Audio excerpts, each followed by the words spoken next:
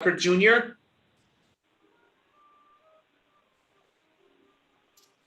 Honorable Thomas Walker Jr., Herman M. Daniels. Good morning, I'm here.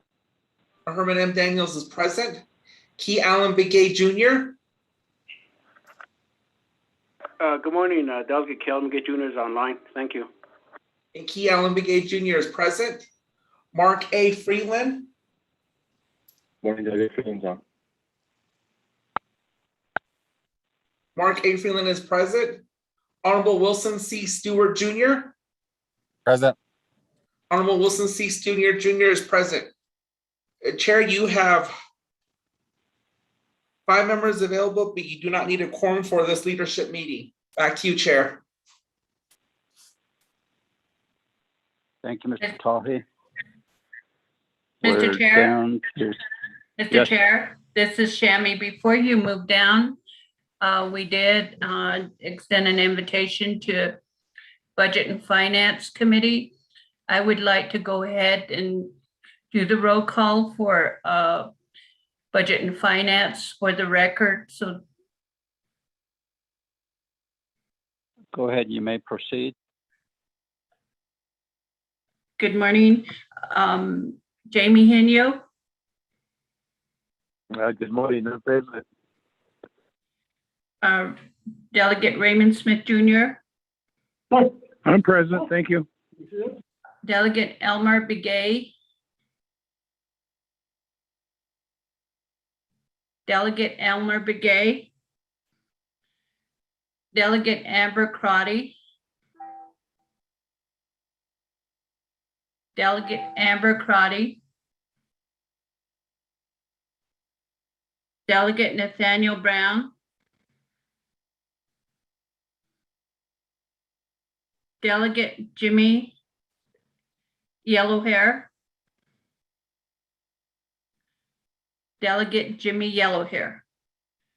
Mr. Chair, you have 2 members from Budget and Finance. Both the chair and the vice chair are participating in this meeting, and I believe the others will be calling in shortly. Back to you, Chair. Thank you very much, Ms. Begay, Adoshan, and Honorable Chairman Henyo and Vice Chair Smith. Thank you for getting on the call for this leadership meeting to discuss the chapter official stipend shortfall. So, yes, and we'll have introductions soon here. But first, we would like to have the invocation. I would like to ask Honorable Freeland, and if you would do the prayer.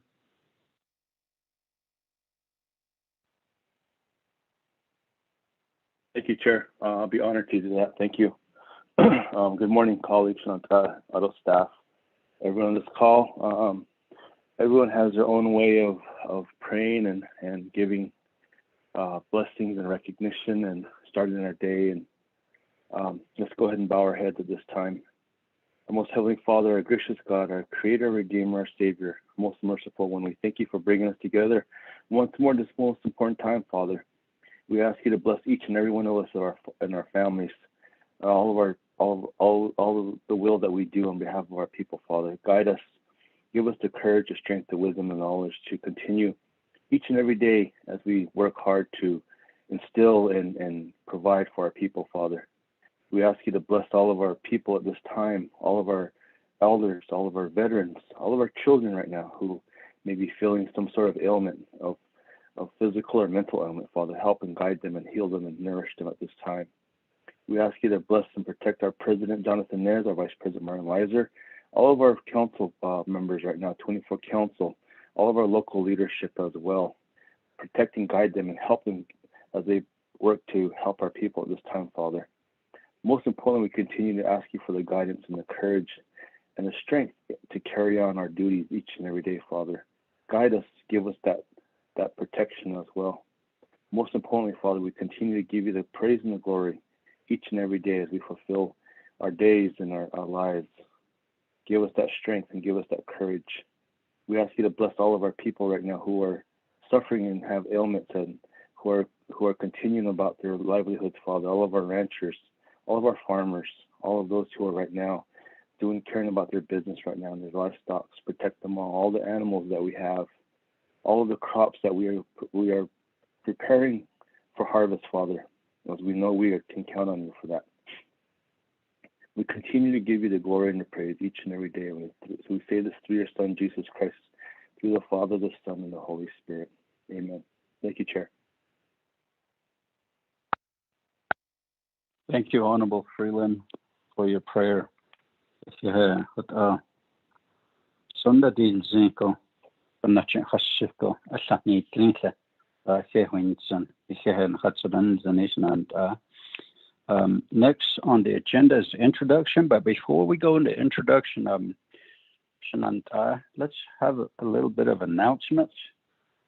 Shananta, honorable members of RDC as well as Budget and Finance Committee, Honorable Smith, Honorable Raymond Smith Jr., Nehebesh Mahasana, Sakichinko na Wednesday go, na Kibikita has Kans go September 1st. They're going to have a bridge dedication ceremony at 2 o'clock. And I don't know if any honorable members of RDC, perhaps we could have a meeting out at Lupton chapter that morning about maybe if we get started, depending on the agenda, we could get started at 9 o'clock or even 10 is fine. We can get done by 2 o'clock and just be there for the bridge ceremony. And we do have a group text going. So, a kotirigi, sto, sato, that's text me if you would like to have an in-person meeting at Lupton chapter on Wednesday, RDC meeting. It's the day of our regular meeting, and we can go ahead and have that meeting out there if you desire. I wouldn't mind going out there. I see on the agenda guest speaker Garrett Silversmith. Remarks by Honorable Stewart is going to do some remarks out there. And it's a little deal and fishing so it is about addition and my announcements. I know that Honorable Smith is on the call with us today, and perhaps he could elaborate a little further. Honorable Vice Chair Smith. Good morning, Shananda. Akela, Bahwin, do Koda, Hinanish. Nagido, Bahil, Ajit, Tsasan, Setna, a Tino, Nan Georgia, dedication. I kick it has cancel, Bahwinna, Ahutao. I see Bahil, Adi, Haji Kato, Benachayaha, Adol, Little Teen. Kushina, Hai, Papa, Kushina, Hai, Tatino. No. So bound the yard adjective so do add a nanishpadet ado construction have F and F de clinici.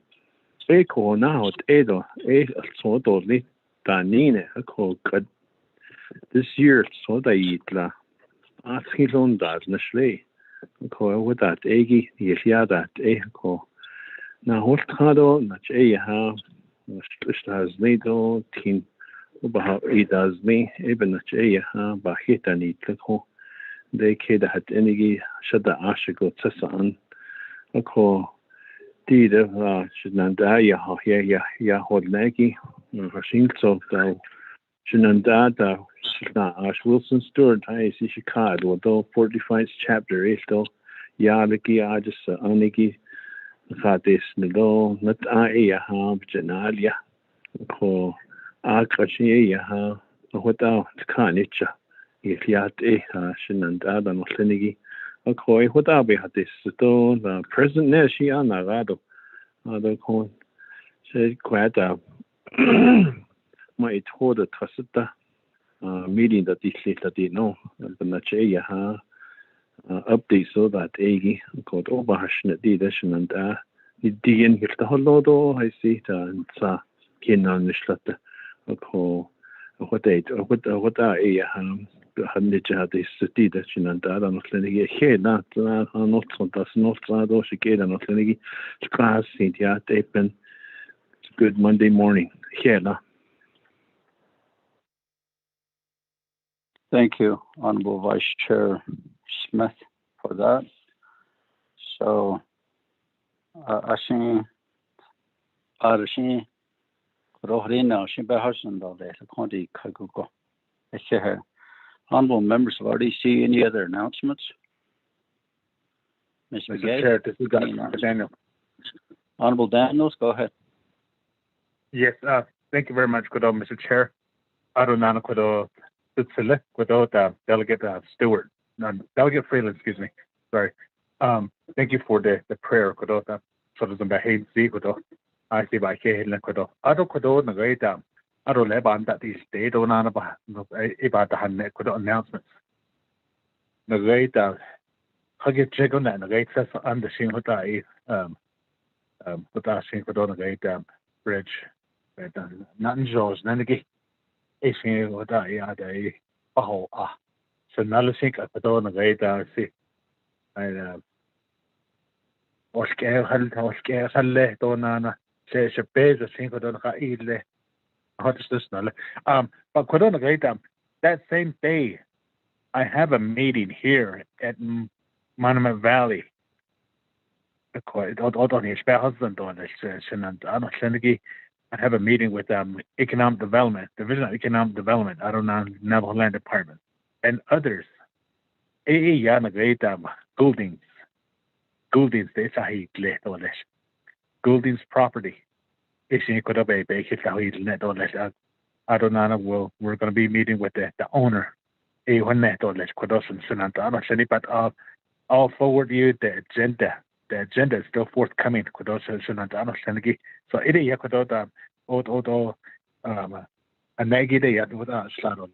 you, Mr. Chair. Thank you, Honorable Daniels, for that. Any other announcements? Nanda?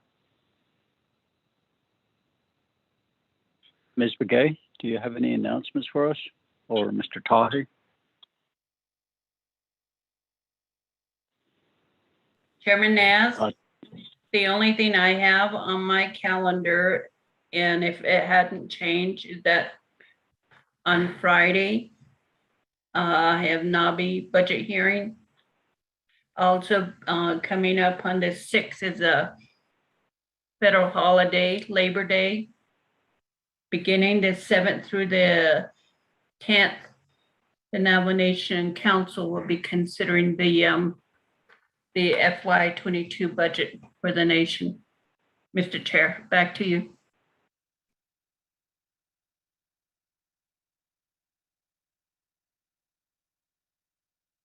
The other announcement I need to make and let you know is that on the work session, the meeting with the Water Rights Commission, the 16th and 17th,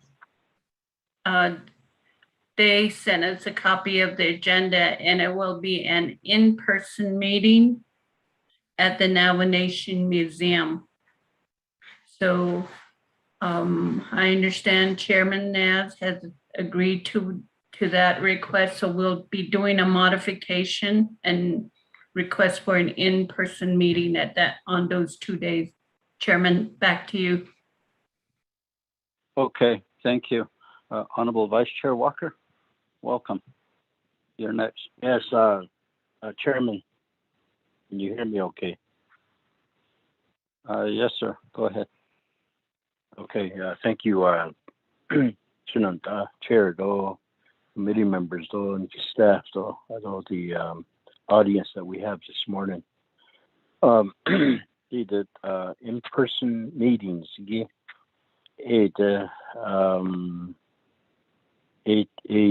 there a limit, like say at Lupton,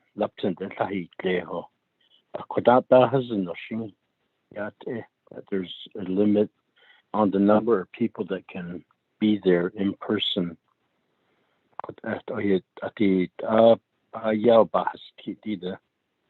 Pandemic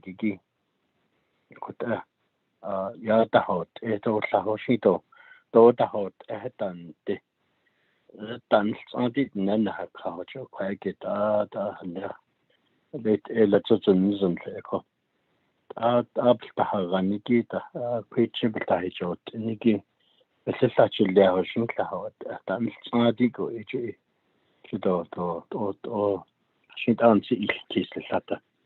Yet, quite again, I just get a person number of people. Is there a limit? Will there be limit? At orange code, Niki, Ada, how does that change things from, the yellow code as far as our in-person meetings? I just kitchen and thank you, Chair.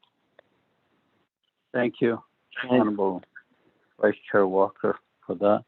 Ms. Spaghetti, could you elaborate on that? Mr. Chair, members of the committee, as soon as the committee sends in, their response to Chairman Naz, and if there's a consensus, we will immediately begin working on submitting the memo to request for an in-person meeting. And we will certainly follow the meeting regulations and also assure that everyone is safe during the time that we have the meeting. Right now, the only item that I have on the agenda is I have one legislation and a report from Speaker Damon.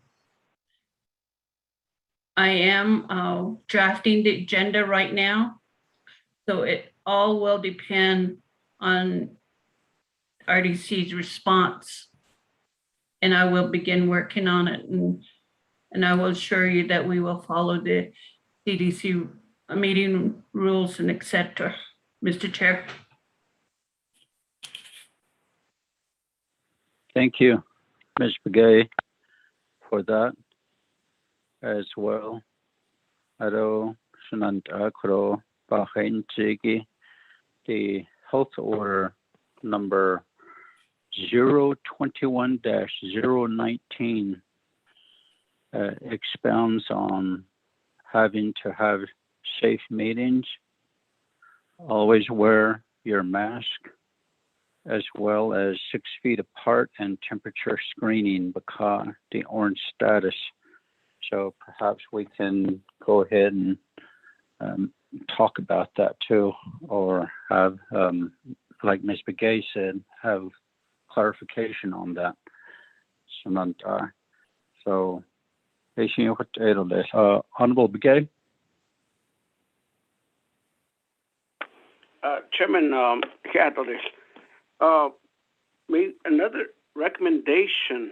I don't mind having an in-person meeting, but again, probably has to be monitored by the host chapter, and we probably need to get an okay from them before we make any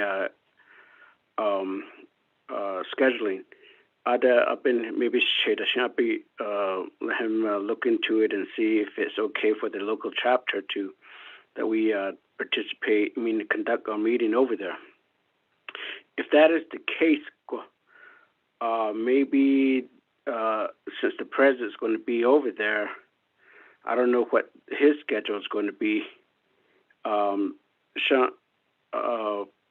The tribal transportation funding requests, they left Washington, the infrastructure bill.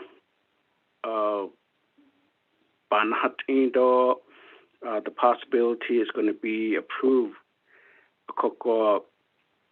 Is it possible that the RDC request directly from the president, the BIA, and the Division of Department of Transportation, Navajo Department of Transportation, to provide a report exactly what is being developed on behalf of the Navajo Nation?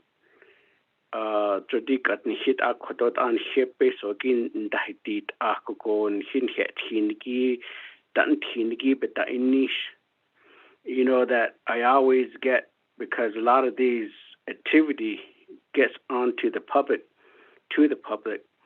and it's good for the local chapter, the local official, and as an RDC, it's good progress for Navajo Nation. But if you're trying to, or nothing is being done at your local chapter, and you're in the midst of another chapter's activity, I always fall into a situation where I'm being asked, why am I advocating or being at a different chapter than your own chapter?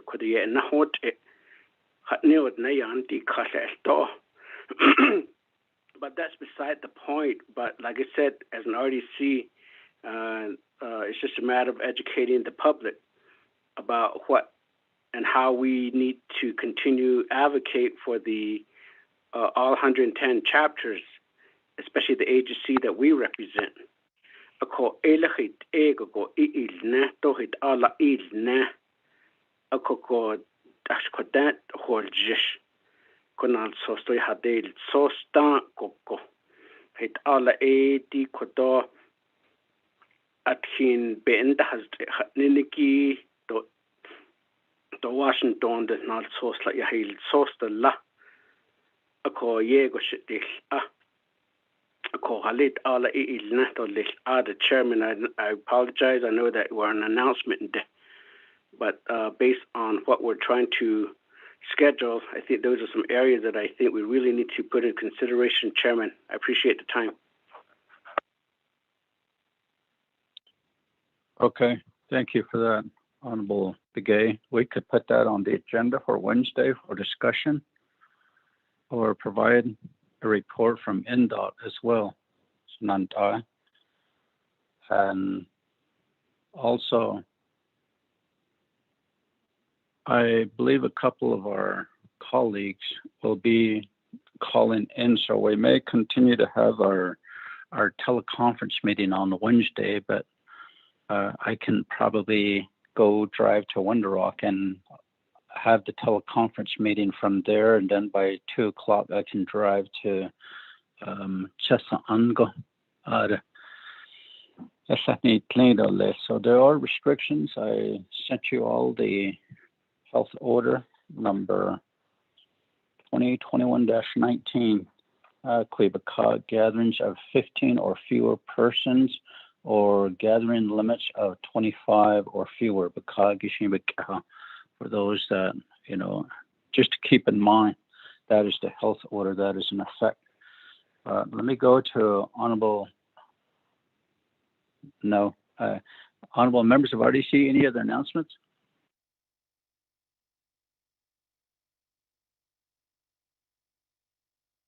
None. Ms. Siako? Hi, good morning, Chairman and members of RDC. I just wanted to announce that tomorrow, beginning at noon, will be the meet and greet for the new Navajo Regional Director of the Bureau of Indian Affairs at the Navajo Nation Council Chambers. So I just wanted to mention that. Thank you. Thank you. Just a reminder, the new BIA Regional Director, she meet and greet on these days. So any other announcements? Budget and Finance Committee, Chairman Henyo.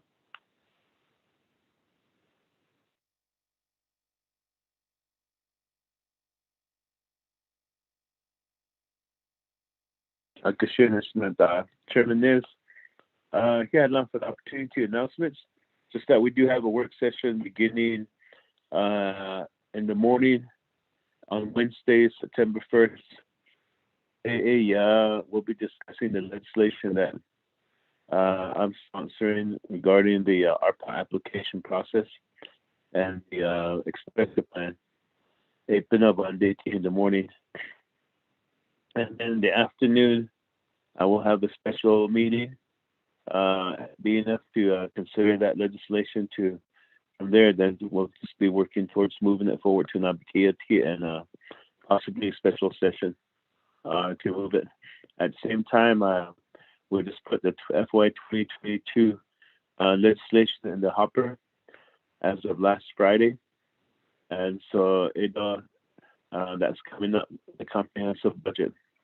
And we want to see if we can get it moving to avoid any type of CR again, as we did last year.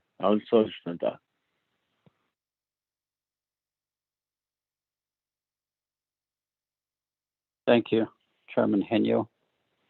Any other announcements, colleagues? Then, yeah, have introductions. We'll start with the honorable members of Resource and Development Committee, Honorable Vice Chair Walker.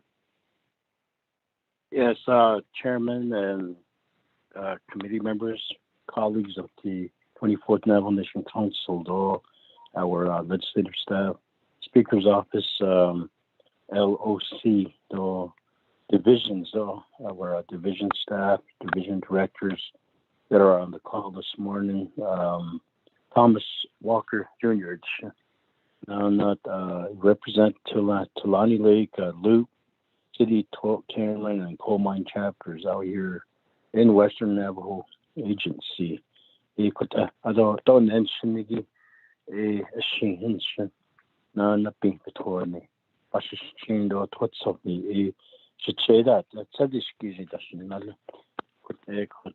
morning to each and every one. Yeah. Thank you, Honorable Vice Chair Walker. Honorable Daniels.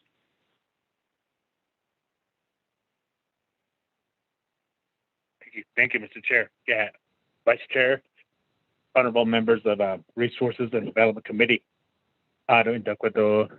members of Budget and Finance Committee, my brother, Chairman Henyo, and also Shanala, Vice Chair Smith, yeah, that his staff is open on your town, the Legislative Council, so I don't just have since I not sluggy at the house on a single day, the house snack or the not strong with yeah. But also that Herman Daniels Jr. I don't end Slingate, but I don't know, can't cheat, that's it. I scarred the whole eight, that's another.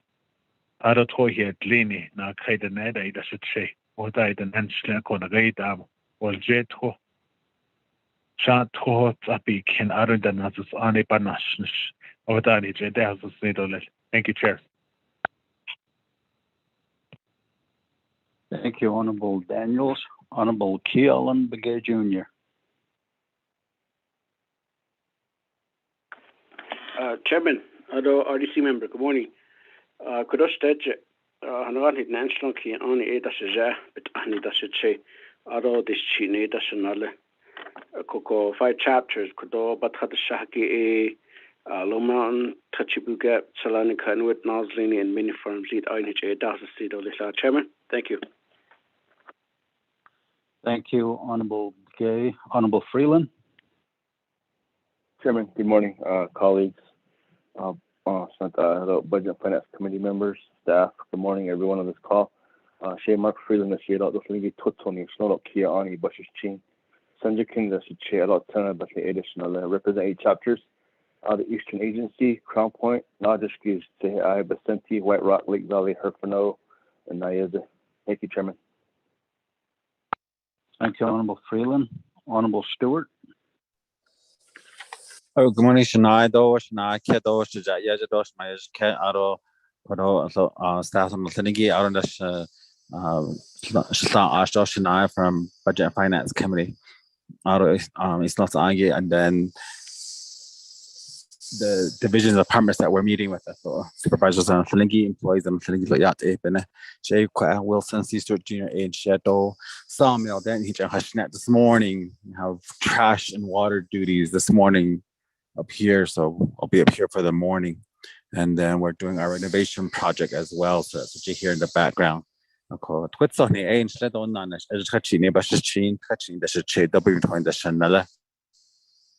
good morning, everybody. Thank you, Honorable Stewart. Honorable Chairman Henio.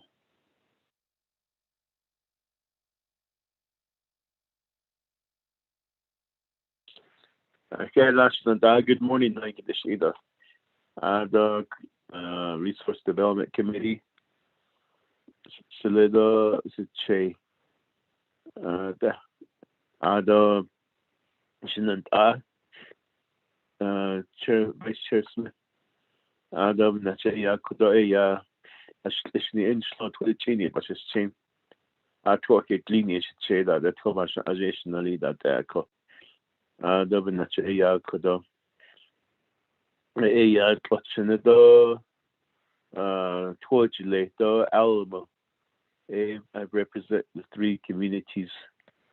Even that I need to a word Dallas Cowboy country down there.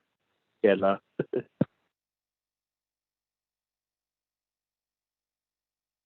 Thank you, Honorable Chairman Henyo. Honorable Vice Chair Smith.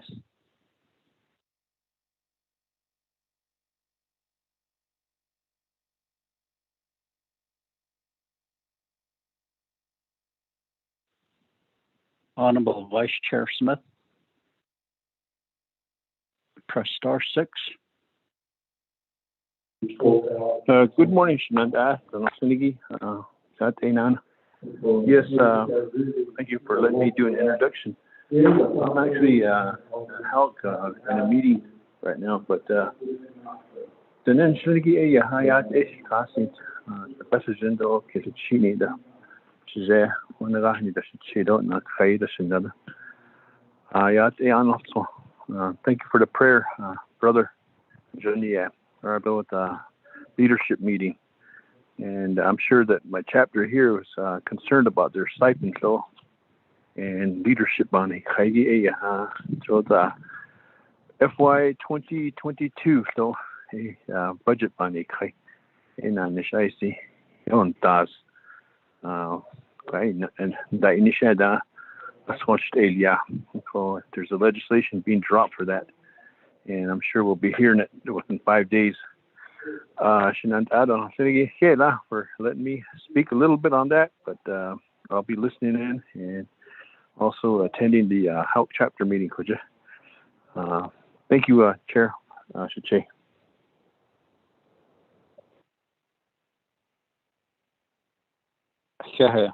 Honorable Vice Chair Smith. Any of our colleagues from Budget and Finance Committee on the call? Yeah, Go ahead, Sitson. Oh yeah, other Resource and Development Committee. I can't say the Daniel Brown decision. Topan look up as a chain. Kiani the chair that the sun and the Shanala. Ado how so. Just be todo danaho todo todanishe aja a banasha. Yeah. Thank you, Honorable Brown. Do we have Honorable Amber Kenneth-Bob probably on the call with us? Oh, yeah, I think she has Chairman Nev, Budget and Finance Committee members, and Resource and Development Committee members. Yeah, thank you, she has, for your prayer. Say, or Kia Oni Nesledo, Bilagana Bashishin, Destiny Deshedo, Bilagana de Sanole, say, Amber Kenneth-Bob Crotty, and they said, so on the council, I represent Sheep Springs, Two Great Hills, Paulina, Sanasti, Red Valley, Cove, Gadiai, Bequabato. But on Budget and Finance, I represent Northern Agency, which includes Annis, Mexican Water, Nanazad, Newcomb, Red Mesa, Rock Point, Shiprock, Peace Nospas, Burnham, Sweetwater, Hogback, and Upper Fruitland. So thank you, Chair and committee members. Thank you, Madam Chair Crotty. Honorable Elmer Begay, are you on the call? Honorable Jimmy Yellowhair. Then let's go to RDC staff, Ms. Begay. Good morning. Yeah, Shami Begay and Shiedo. I'm the Resource Development Committee Advisor. Now, Kaden and Shalonda Beshishin, Beshishing, Topide, Edishiche. Hachini de Dashnala Dai Sananshla Lay Sawmill, Arizona Dangunasha. Mr. Chair, back to you. Thank you, Ms. Begay. Mr. Tahi? Good morning, Chair, honorable members of Resources Committee on Budget and Finance, and everyone online. My name is Rodney Tahi. I'm the new legislative advisor. I'm Kia'ani and Sencha Kenneth, and I'm originally from Steamboat, Arizona. Back to you, Chair. Thank you, Mr. Tahi. From Speaker's Office, Ms. Yako? Good morning, Chairman Nez and members of RDC and members of Budget and Finance Committee. Shea, Melinda, Arviso, Yinsiedo, Tsanajin Shlonki, Ani Bashichin, Twitchini, Dashichedo, Dashchini, Dashanella, Legislative Staff Assistant for Speaker Damon here in Winter Rock, Arizona. Thank you and good morning. Thank you, Ms. Yako. Dr. Pearl Yellowman, are you on the call? Good morning, Chair, Chair Nez, and honorable members of the RDC and Budget and Finance. Good morning. Thank you this morning for the prayer as well. Shay Pearl Yellowman in Shea Auto in Shlinigi Sana Bifin Shlando, Kizatana Bashishin, Troba Dashiche Auto Hanagane Dashanala. And we do have members from Division of Community Development on the call. And I also want to share, Chair Nez, that I live not too far from where the bridge is being completed, and about 4 miles past the bridge is where I'm from. And when we were small, we had to run out on the bridge and kick back those boards back into place just so we could cross the bridge. So when I learned of the bridge being completed and the collaboration and support from RDC and Delegate Stewart, we're very happy, and for the leadership of Delegate Smith, Raymond Smith, we're very happy and thankful. So yeah. Thank you, Dr. Yellowman. Perhaps you could find one of those wood still laying over there for you to keep. Or for me to kick around. Yeah, kick around at home. Mr. Robert Willie. Good morning, Mr. Chair. I'm here. Robert Willie. Okay, thank you. We're just having introductions, Mr. Willie, so I don't know what your plans are, if you would tell us.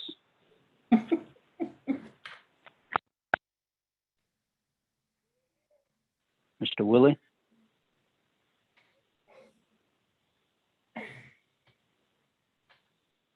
We'll just move right along.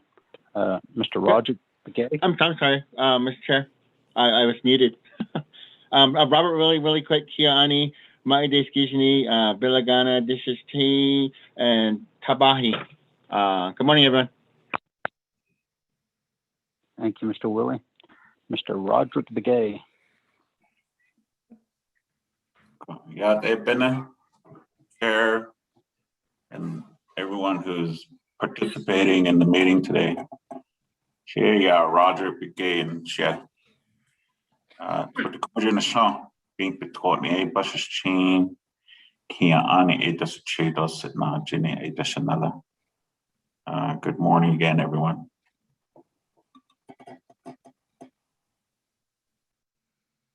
Thank you, Mr. Begay. Ms. Khan, are you on the call? Yes. Yat Anartscho.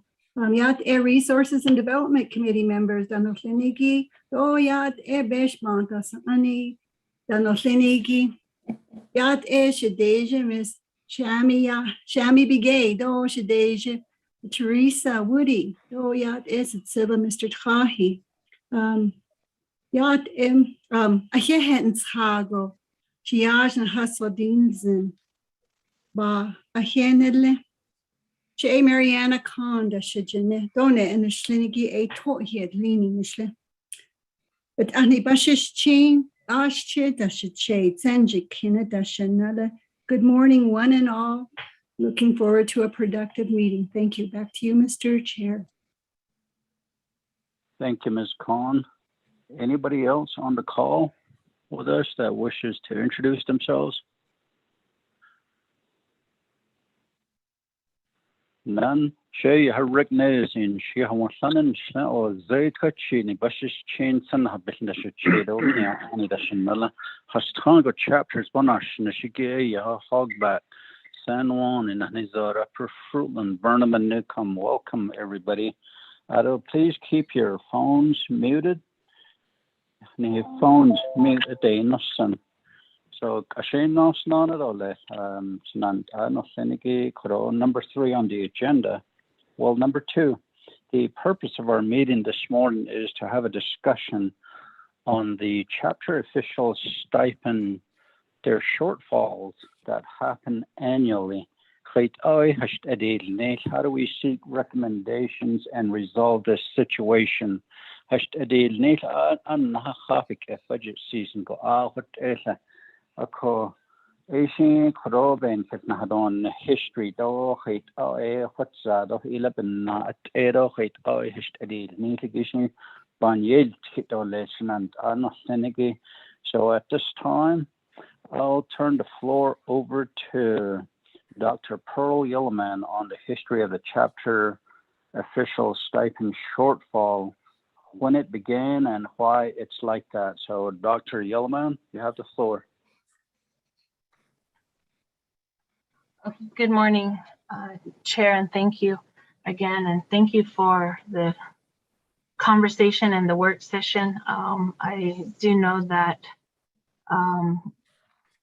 everyone is busy, really busy, and we have quite a few meetings, and this is a chronic concern. So I do have members on the call that I'd like to call on as well, in some of the areas and topics that we want to touch upon. Part of our presentation today involves some history, which I like to call on Mr. Rod Begay. Some of it involves some math. Gary. Some of it involves some math, which I have ASC on the line as well. There's also additional numbers that involve voter registration, annual allocations. So there's some areas that we would like to just touch upon. And then I think what we all want is for the chapter stipend to be addressed annually. Our end goal is to see this as a fixed cost when the annual allocations come out and when the 3 branches meet. So we definitely have recommendations for that. I also want to point out that what I am learning and being relatively new to the nation, so to speak, or to the government, is that DCD has made some changes in the last couple years, and a result of having certain key positions being established allows us to look at these formulas. And I don't know that these formulas have been fully reviewed, and the process for these formulas are good. We have different formulas such as equal distribution, fixed costs. So all of these different formulas that we go about on certain appropriations have been just a base budget and not really properly reviewed. In other words, there are times when the nation has money. For example, and I've had this conversation with Delegate Stewart and Delegate Thomas Walker and many delegates on the line. There are times when the nation has funds, especially when we talk about funds for emergency funds. There are funds when there reallocated or when there's expiration dates or how they're distributed has not quite been critically reviewed or forensically reviewed. But these conversations kind of in a good way force us to really look at how we forensically review these formulas and how we arrive to certain numbers and how we arrive to certain distribution or application of formulas. So I hope that makes sense. I personally have not had the capacity to do that. But with the help of Mr. Begay, Rod Begay, Ms. Jim Martin, Mr. Lydell Davis, some of our staff like Mr. Robert Jumbo, Elizabeth Washburn, Calvin Sosi, some of our SPPS, we now have the capacity to forensically address or examine how these formulas are applied and in which accounts or which areas these funds could benefit from a redistribution or an expiration date, or how we look at or utilize the 50-50 formula and then the first 50% equal distribution. So that being said, we still have some work to do internally. We're still looking at how these numbers have been arrived or derivated, brought about. And sometimes there may be cases where there are funds. Again, back to emergency, when we say there's no emergency funds, there really could be some funds. But just based on how we examine these allocations and how we apply them is what we now finally have some capacity to do, rather than accepting what has just been a base budget amount annually. So with that, Chair Nez, I do have some history and we have some guidance from Mr. Rod Begay. He's shared with us some points that help us look at the law, help us look at when and how voter registration is utilized. Keep in mind that in the last 2 years, due to the CARES Act and possibly due to the hardship allocation, those voter registration numbers have changed. And our access or our partnership to work with the Board of Elections Office has transformed. So utilizing the latest voter registration, if Mr. Rod Begay can touch a little bit on that. And then also touch a little bit on the 50% equal distribution and then the 50-50 formula.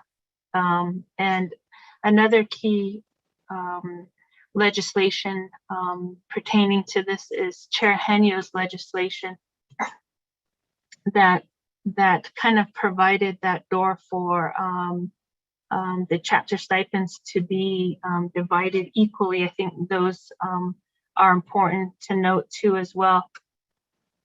Also, what is allocated annually, or what is the language of the law as to what shall be budgeted and what shall be allocated, as opposed to what is, maybe Rod, I might be using this word right or incorrectly, but what is allocated and not entitled per Title 26, and in accordance to what is approved each year fiscally. Those are important things to note as well. We also have some worksheets that we've been working on for this year's chapter stipend and then last year's chapter stipend, which I believe Mr. Lydell Davis and Ms. Jim Martin are with me here as well to explain that. And until we get to that section, I just want to share that there was a shortfall last year.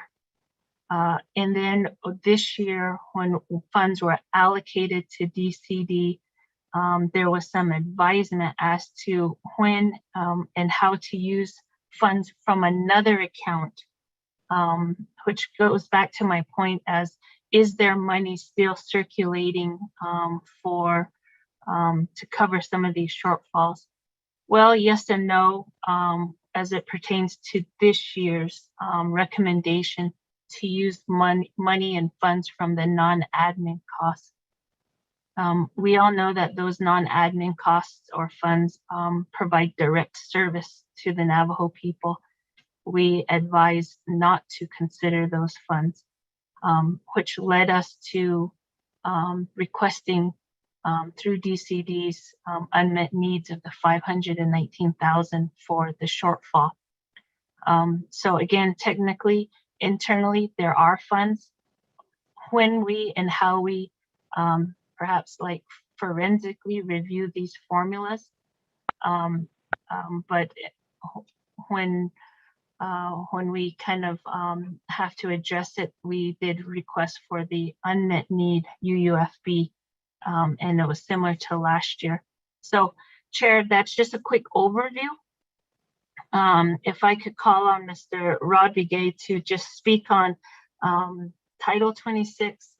Also, there's a section in Title 26, a little bit on the LGA chapter stipend and allocations for what the chapters address, because there's in the certified LGA, they have commission members, they have more than or other members aside from the chapter president, vice president, secretary, treasurer, which the non-certified ASC try to allocate and budget for those meetings. And then we have the certified chapters, which can also lead to some deviances or varies on those deviances from what we allocate to what matches their type of government.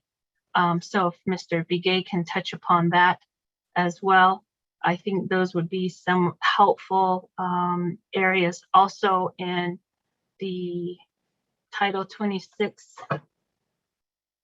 section, maybe 1002, and I believe section 820 on Title 26.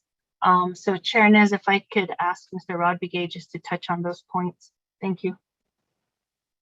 Okay, thank you for that, Dr. Yellowman.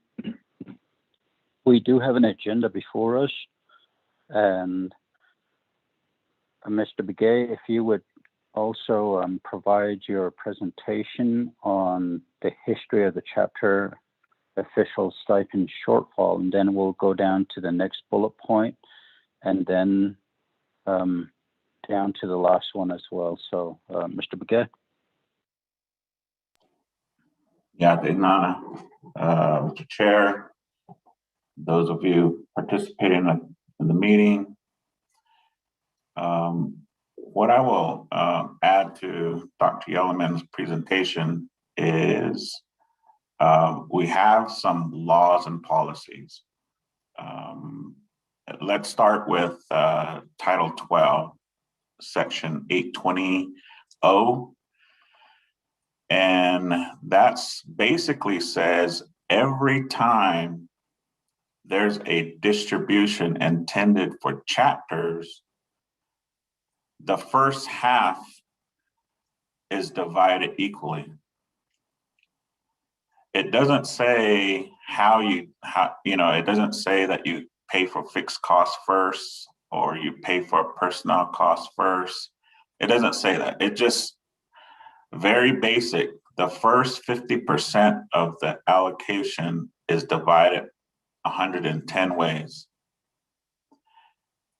And then the second half of the appropriation is divided under the 50-50 formula. That's the general rule for all chapter allocations That's not otherwise prohibited by any other law.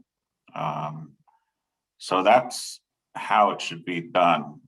And the only exception is the 2019 amendment that says that when an appropriation is for chapter official stipends, then there's no 50-50 formula. It just gets divided up equally. So that's what Mr. Rodas was explaining last week during the meeting when he said that the 2019 amendment did not cure the chapter official stipend issue. So what did we do after that?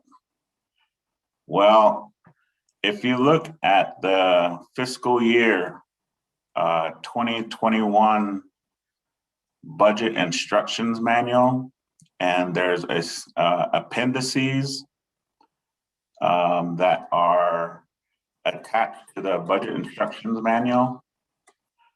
One of the things that we did was, if you look at Appendix M-1, M-1 talks about the overall budget policies for every type of fund account.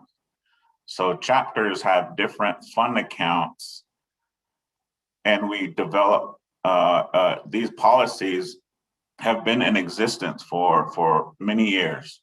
And what we did, though, is there's a fund account for chapter official stipend. It's called Fund 12. So last year, in order to address the chapter stipend matter, was we followed the law. What we said was, chapters, you're only entitled to 24 meetings, which is the 12 regular chapter meetings and the 12 planning meetings. There's no entitlement to attend any other meetings.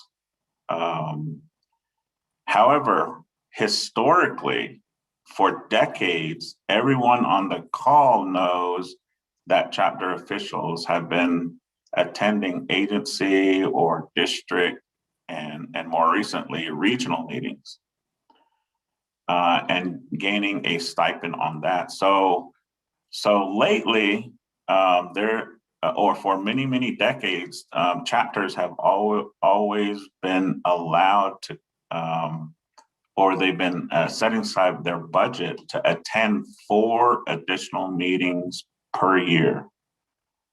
So when you tally that up, that's 28 meetings. And so every single year, that's the amount that's budgeted. But I want to go back to this Appendix M1, talking about chapter stipend. What we said there was, Mr. Begay? Yes.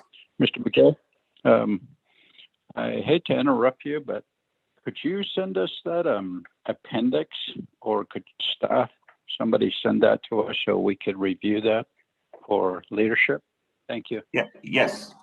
I'll, Dr. Yeoman or Mr. Martin, if you're on the phone, you can Rod, send you can Rod, you can continue, and Ms. Jim Martin and I will send it to RDC. Thank you. Oh, so. And excuse me, Mr. Begay, I'm sorry. Also to Budget and Finance Committee members as well. Thank you. Okay, thank you. You may proceed, Mr. Begay. Okay,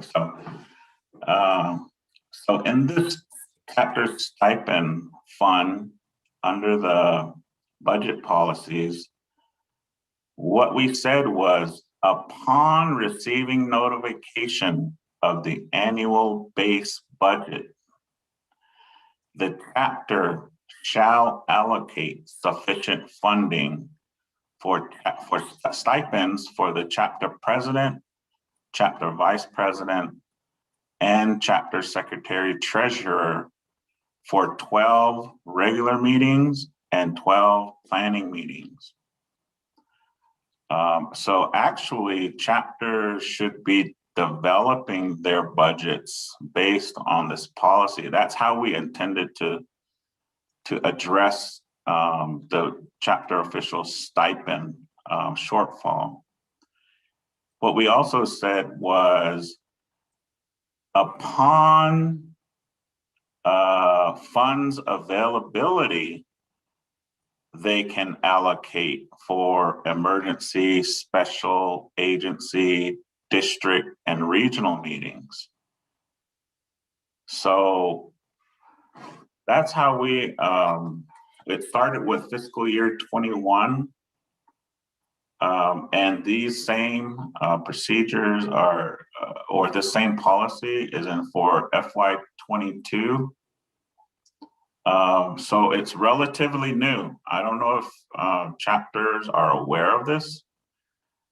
And so, you know, that's how we intended. And maybe if there's a difference between Appendix M1, which is the general budget policies, and Appendix M, which is the budget procedures.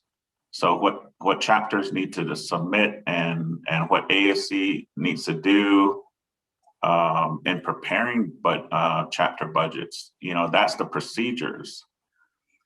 So maybe we need to highlight that, but it's going to create a domino effect. Okay, so if you allocate enough for chapter official stipends, that means that some chapters are not going to have enough for their personnel and their fixed costs, you know, obligations. So, so I just wanted to you know, add that. I mean, I have plenty of other things to talk about. For example, if you look at the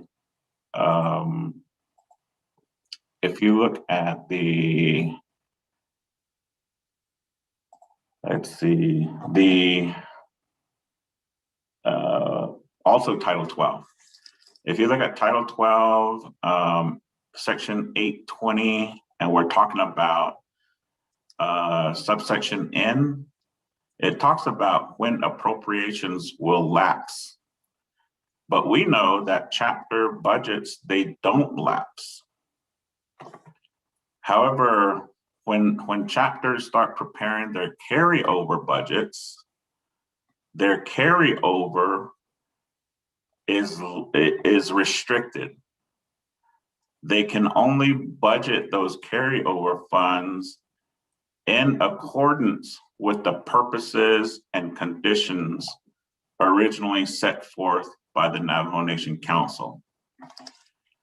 So we know there's two of the main appropriations that chapter gets every fiscal year. You have the general fund budget allocations, and then you have what's called the non-administrative cost budget. So under the general fund budget, that's what they use to pay their stipends and their employee salaries. Under the non-administrative cost budget, that's also restricted. It says you can't use it for chapter stipends, you can't use it for permanent personnel costs. And so, you know, so when you're talking about this appropriation lapse law, and you gotta somehow identify which dollar you can use for something else and which one you can't, that is, yeah, I'm not an accountant, so I don't know if that's even possible to identify which dollar is available and which is not at the chapter level. But I just wanted to bring up that as well as we're talking about this in discussion. So, so that's what I'll add for now. I'll be available for the meeting, for the rest of the meeting. So if there are any questions, don't hesitate to ask. And of course, I guess me and Ms. Khan are also on the agenda further down the road. So, but for this part of the presentation, I'll just add that, Mr. Chair. Thank you very much, Mr. Begay. Honorable members of RDC as well as BFC, do you have any comments or questions? Chairman Nez, this is Delegate Crotty. Honorable Madam Chair Crotty, you have the floor. Yes, thank you, Chair. I appreciate this time for leadership meetings.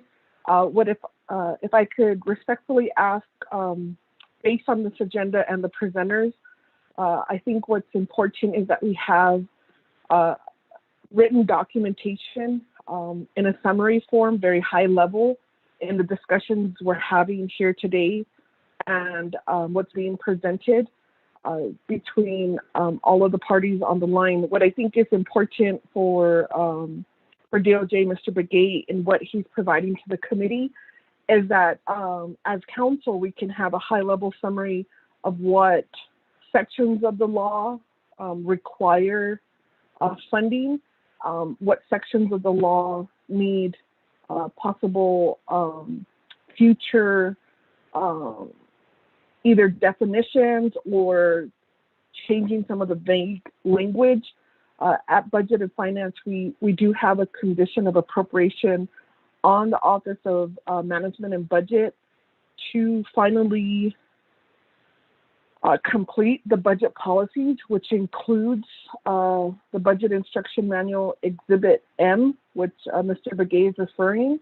So I think that could be something as we move forward. We'll know what's currently in the law, so we know what to fund and how to fund that, and keeping the programs accountable or making sure that funding is available. And then the next step are what are the steps that the council needs to make to amend some of the policies. And Chair, I also think we should carve out time for the 40+ certified chapters who should be on a different trajectory, where they're supposed to be responsible for additional programs and additional services, but are not provided that additional funding. And actually that funding source is the permanent trust fund interest income, but that was waived. And so we, as council, we waived that provision. There's a section of the appropriation law that allocates 50% of the personal trust interest income to certified chapters. So that's approximately, this year, that would have been about $22 million, Chair. So I just wanted to identify those areas so that as a council in supporting our chapters and local empowerment, local governance, we know, we have that on our radar, and we can make moves to fix and finesse these areas. Thank you, Chair. Thank you very much, Madam Chair Crotty, for that. Dr. Yellowman, as well as Mr. Begay, as we requested a while ago to have written documents in reference to the mentioned laws related to the equal distribution for 110 chapters, the 50-50 formula, Title 12, Section 820, Appendix M1, as well as M. We would appreciate the documents for our discussion today. Dr. Yellowman. Thank you, Chair. And Shadeja Delegate Prati, we do have some staff sending that information over. And as far as the high-level report, we're we're still compiling that, and as we got notice of the meeting being scheduled today, this morning, that was last week. So we'll work on the report, sir. Thank you. Thank you, Dr. Hillman. Honorable Madam Chair Crowdy, do you have a follow-up question, comment?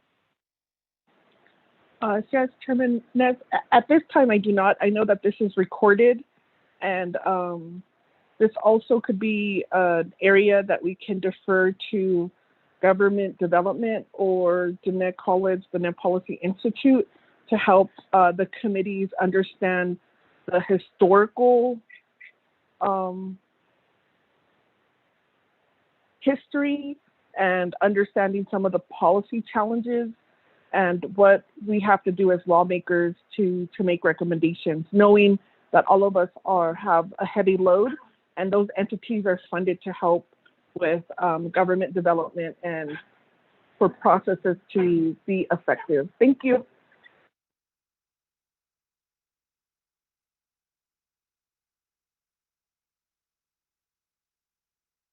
Thank you, Honorable Crowdy.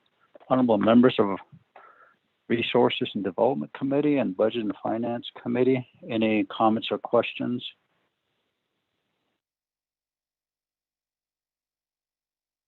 Chairman,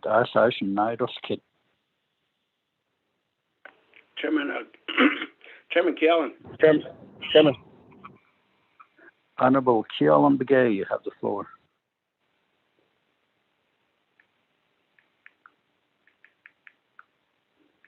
Honorable Keelan Begay, you have the floor. Chairman, I'm trying to download the document. The BIM has 151 page per card, and I just sent the text indicating which appendix were referenced. Let me review those and then come back to me, Chairman. Okay, thank you. Mr. Begay, could you answer that question as to which one you referenced? I know you said Title 12. Mr. Begay? Oh, yes. With regards to Delegate Begay's question on which page of the BIM, what I'm looking at, let's see, I can point to page,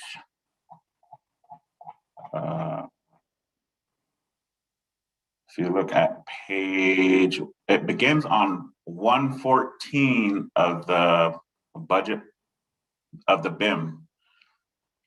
And it's G, Chapter Official Stipend Fund, Fund 12. And number 1 is the language that I quoted from.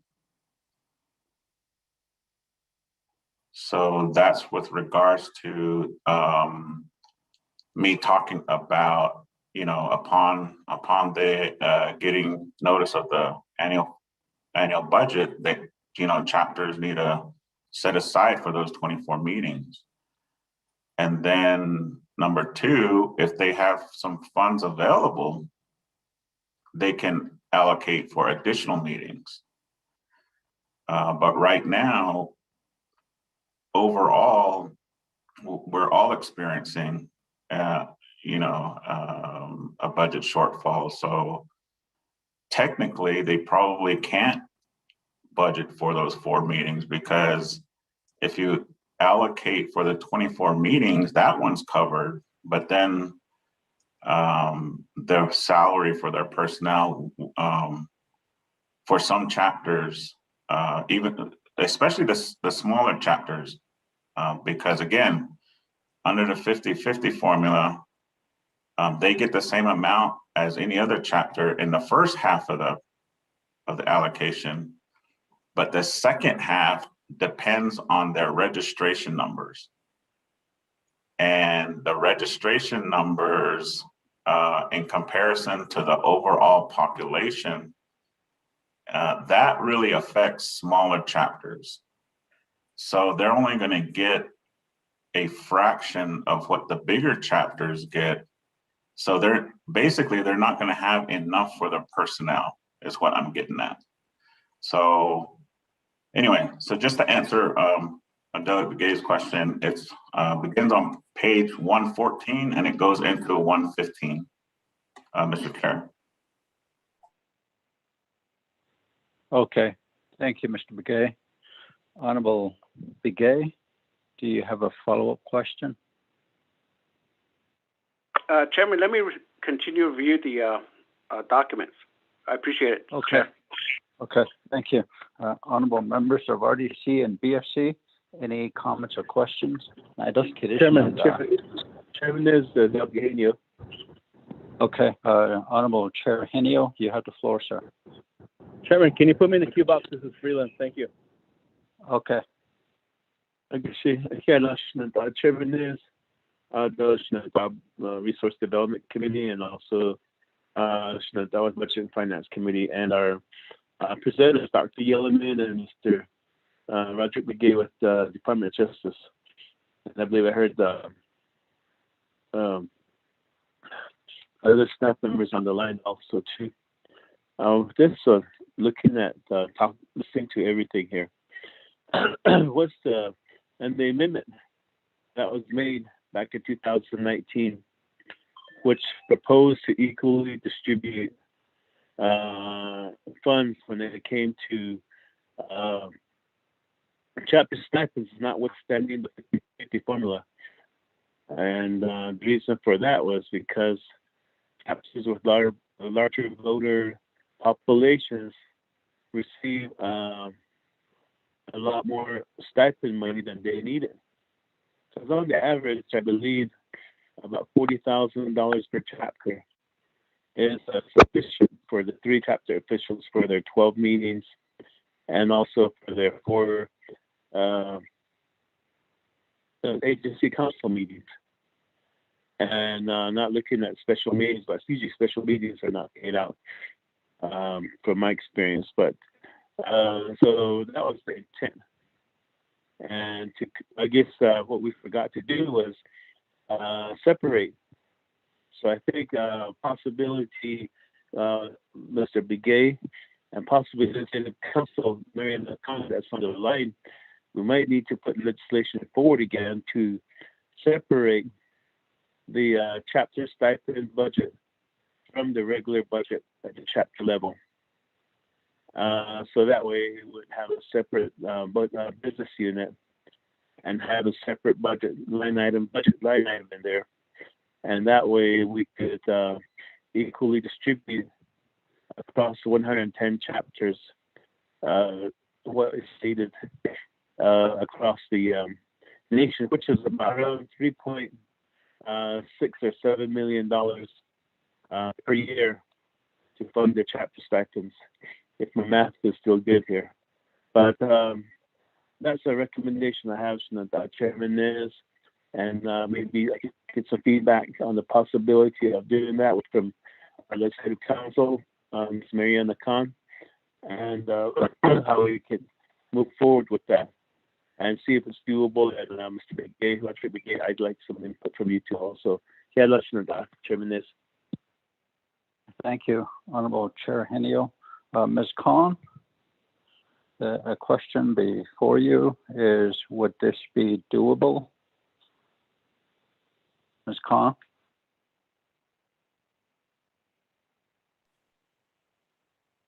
Mr. Chair, do you hear me? Yes, Ms. Khan, you may proceed. I haven't had the opportunity to look at possible language, and it's going to take a little bit to figure this out. So while the meeting's going on, I need to look at it, and perhaps Rod Begay has some specific place that he thinks it could go, probably somehow to further amend section 820. I'll need a little time, Mr. Mr. Chair. Thank you very much. Okay. And that recommendation by Chairman Henio is to separate the chapter official stipend from the chapter allocation. That's correct, right, Chairman Henio? So that would be a separate line item, business unit, and maybe this will help with the issue here. I think it should have. Okay, thank you, Chairman Henio. Let me go to Honorable Freeland. Chairman, good morning, colleagues, Shananta, Resource Development Committee members, Budget Finance and staff. Good morning. Thank you, Mr. Begay and Dr. Yellowman. Thank you for, as well as your team. I think I heard Mr. Martin on the call as well. I just wanted to speak to what Mr. Begay alluded to as far as the second portion. I have 8 chapters, and I do go to my chapter meetings, all 8 of them, every month. And I know what my officials do, and I know the business that they conduct, and I can vouch for them. The business that they tend to officially, you know, it really it makes a huge impact on the communities as well as the agency. And you know, it's unfortunate that, you know, I do have smaller chapters, yes, but they work just as hard as all the other chapters, I imagine. And they do the right thing. And for me, I really want to see equal distribution, because I know, I see it. I see this business taking place. And you know, it's important as a delegate, especially the rural chapters. They're the ones that always get, you know, they don't get they don't get everything that they should be getting help for. And you know, we always run into the situation, especially towards the end of the fiscal year, and it's always a little bit of a hindrance and challenge that we have to figure out a way to find money to carry them through. You know, I don't have anything against larger chapters, but you know, they get the majority of the funds, and they can have as many special meetings as they like. And you know, and us, the smaller chapters, are trying to find ways to help fund the remaining portions of their meetings. So it is a little unfair. It's a little unbalanced, yes. The same goes with the 50-50 formula, and I do support what my brother just brought up, Honorable Henio. And I'm going to really support that. I might even co-sponsor if he drops out legislation. But I think it's important that we look at equal distribution. If we have to amend Title 12, I don't know. If we have to amend something to BIM, we should not be forced to do to even do that. The other line items in the chapter budgets that we need to consider that really impact chapters, as well as, you know, services, utilize the 50-50 formula, include the scholarship line item, include the emergency line item, include the PPE line item as well. We just went through some flash flooding in Lake Valley and White Rock area, and you know, unfortunately, the emergency funds were depleted, and so, like I said, the rural chapters are always the ones that have to find a way to try to make things work for the people. And it's unfortunate that they are the ones that are left out when it comes to these 50-50 formula line items. And, you know, it's unfortunate that, you know, we find ourselves in these situations, especially with chapter stipends or even scholarships.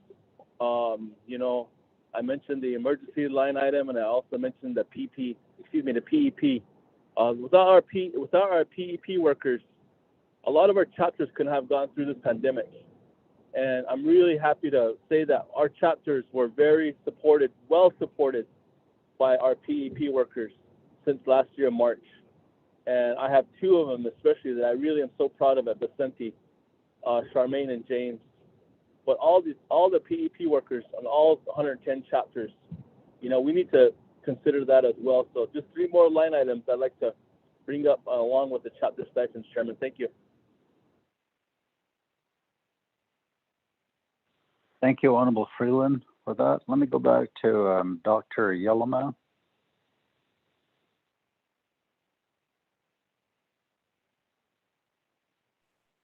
Thank you, Chair. Chairness, thank you. Shanant, Delegate Henyo, thank you for the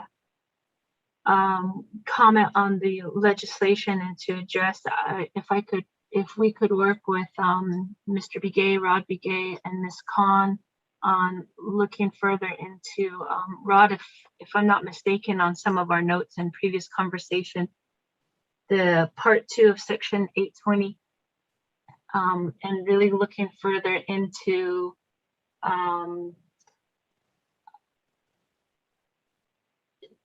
the appropriations that were not subject by the 50-50 formula, and those specifically to the chapter stipends, and if the business unit or if a line item just for chapter stipend would help modify or correct what we're trying to accomplish here.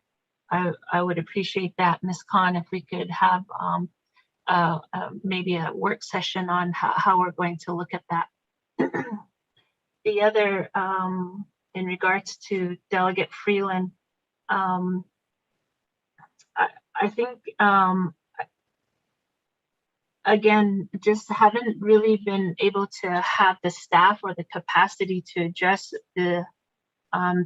these forensic insight into how the smaller chapters are impacted by voter registration.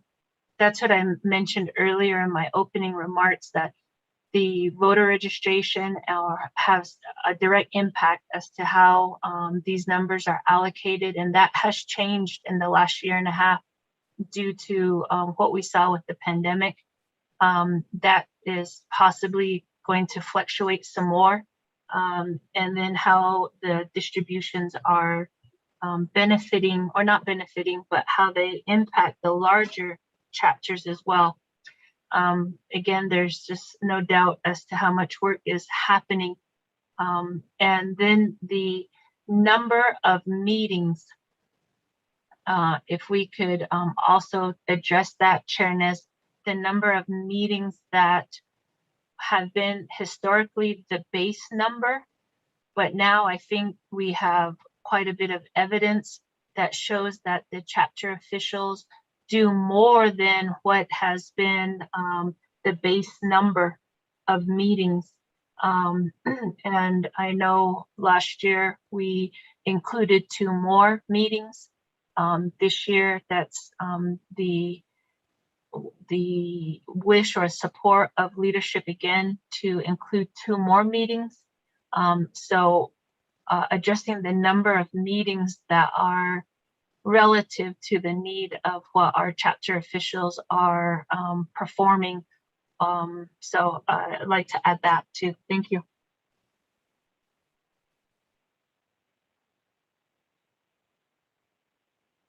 Thank you, Dr. Yellowman, for that. Ms. Khan, may you respond?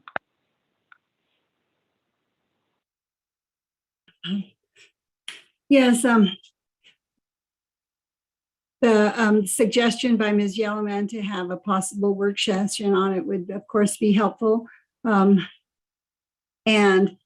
somebody came into my office after that point. I'm so sorry. Just can't duplicate myself here. I don't, I'm sorry, I missed the question, Mr. Chair. Chair, if I may. Go ahead. I'm sorry, if Mr. Begay could just elaborate on the recommendation of Chair Henyo, just so that we all are understanding that recommendation and how or what it might look like as it applies to the amendments. Thank you. Okay, thank you for that. Mr. Begay, your response, sir? Thank you, Mr. Chair. With regards to Mr. Henio's suggestion, I suggest a work session. I agree with that because I compared the chapter budget, the formation of it, similar to making the making of a hot dog, okay? Or you can use your own imagination, the making of sausages, what goes into it. And but the idea being that if we had a better understanding about how the annual budgets, how the planning amount is determined, and how the non-administrative budget is determined. Because if we go all the way back to that, I think an explanation of that, and we actually did the 50-50 formula, the first half equal the second half based on voter registration. And then we really looked at, what chapters pay for. And we're just talking about the basics. We're just talking about, scholarship, PEP, housing discretionary, and then their operating budgets, their light bill and things of that sort. If that's the sausage I'm talking about. And that once everyone has a common understanding about how we make that sausage, then you get to see what I'm talking about when I'm referring to, if you allocate plenty for stipends and that's what they should be doing anyway, then you're going to have a shortfall somewhere else. And then we have all these budget policies saying this is restricted. You can't use this for that. You can't do budget revisions. That's what our budget policies say. So chapters are not allowed to reallocate funds. In fact, there was an amendment to Title 26 about a decade ago that took away the chapter's ability to reallocate. And so while reallocation for a lot of chapters would help address, we're short on PEP, or, we're short on scholarship, or we need to move, I think it would help address some of those issues, but then it can also be abused. So that's the other thing to think about. But again, going back to Henio's, Delegate Henio's question or suggestion, it can work if in the initial set out of the budget, you say this amount for chapters is going to be for chapter official stipends. And then you say, here's the planning amount for other fixed costs. And then you give them a non-admin budget. That would work. But as far as my understanding, putting it into a separate business unit, it might not work. And maybe Mr. Woolley could help us all understand how those chapter funds are distributed, especially for the chapter official stipends. I believe it goes into the chapter official stipend fund account directly, whether you're governance certified or non-certified, which brings up another issue. The Title 26, 23 years ago said, they can only handle certain types of budgets, but in year 2021, chapters are allowed to handle many types of budgets. They get funds directly from Window. And so I make that point because Delegate Henio mentioned a separate business unit number, but that's possibly,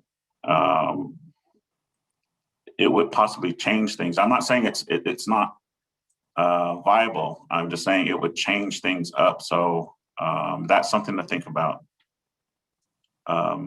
And then I don't want to get too far ahead of the agenda, but as far as making recommendations, I can probably talk about that later, Mr. Chair. Thank you very much, Mr. Begay, for expounding on that and making the recommendations. I believe we would all concur that we definitely need to have a work session for Budget and Finance Committee as well as Resources and Development Committee to look at the budget policies and fully understand the restrictions that are put in place and how chapters are not allowed to do budget transfers and reallocate some of these funds. So I believe we could all agree on that, having a work session separately. So thank you for that. Sash Naidos Kikro, Honorable Begay, are you ready? Ready for the midnight oil? Okay, go ahead, Haitian. Who was that? Okay. Chairman Henyo, go ahead, sir. We're on this note here. I had listened to that. Chairman Nez, I listened to that. Check Kelly for allowing me to speak. Just while we're on this note here, amendment to Gay and using the separate business unit. What about amending the fixed cost policy where it only talks about utilities and rent and so forth, and we make this a fixed cost like what Mr. Roger Begay sort of mentioned. So that's further amending that part of the policy and make this a fixed cost item. That way it'll be part of the that mix where every year chapter stipends don't change at all. It's set by law from 2010 at $500 per chapter official. So why can't we just further amend the fixed cost policies and make this a fixed cost and it'll be added to that? So that way it's pretty much funded already, in my opinion. Thank you, Chairman is. I'm listening to Young again, though. Thank you. Okay, thank you. Let me go back to Mr. Begay. Thank you again, Mr. Chair and Delegate Henyo for that suggestion. That is a possibility. So again, it goes back to what I was saying earlier. Whether you treat it as two separate funds or you call it fixed costs, if you change the distribution or the funding allocation for the base planning amount, I think if we change the budget policies in a way that supports that exactly, then it's possible.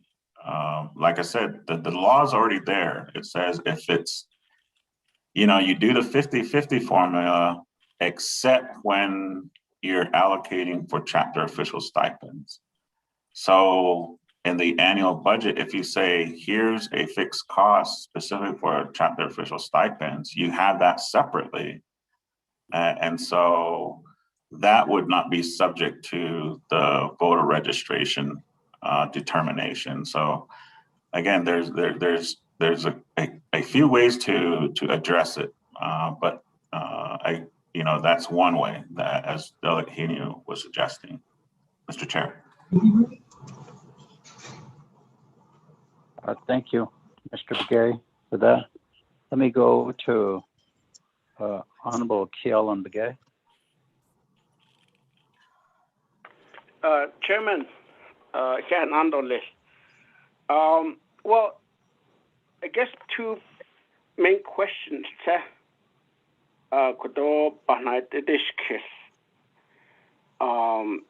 The two questions. First one, Nikki.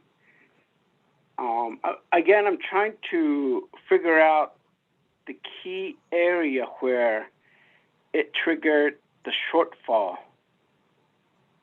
But I think and I believe it's the decision by the funding budget at the Saki, it goes back to you. That's the way I see it. I believe I've made a statement that local chapters and agencies except the based on nandaki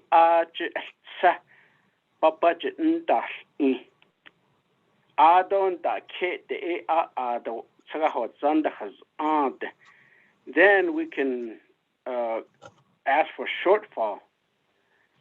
The snow when the budget was being presented to us, and I believe I made that recommendation. Ishashi for chapters, 3 branch government, 3 branch chiefs based on Yale Hadesta. Ado a kodo budgeting hitcho hulia. A lot of time on several presentation we've heard, and I've heard directly from the program to say that we were told or we were asked to change the budget. The prime example was the ranger position.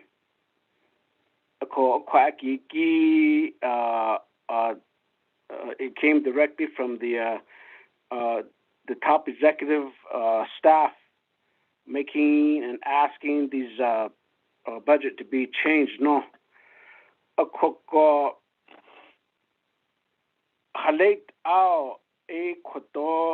guess this goes to the question again to the Division Community Development and I forgot the title of the individual title that looks over all 110 chapter. Advocate across the board. I mean, these are local elected officials.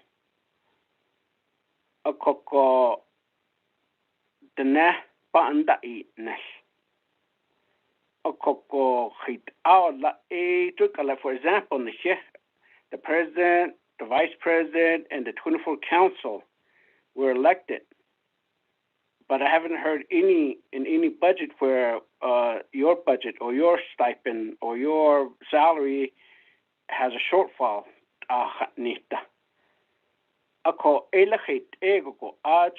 Based on Liniki Natatso, that automatically their funding is already in place. When it comes to the local chapter, the grazing, and even probably the farm board, I guess that's the would really need to be, I guess, looked into, because somehow, some way that I have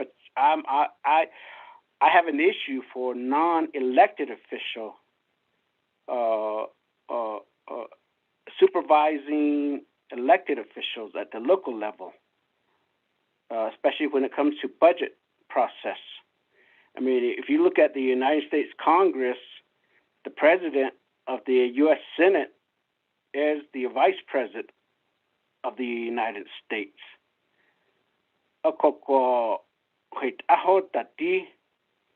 Officials on Liniki, could that be monitored by the current vice president?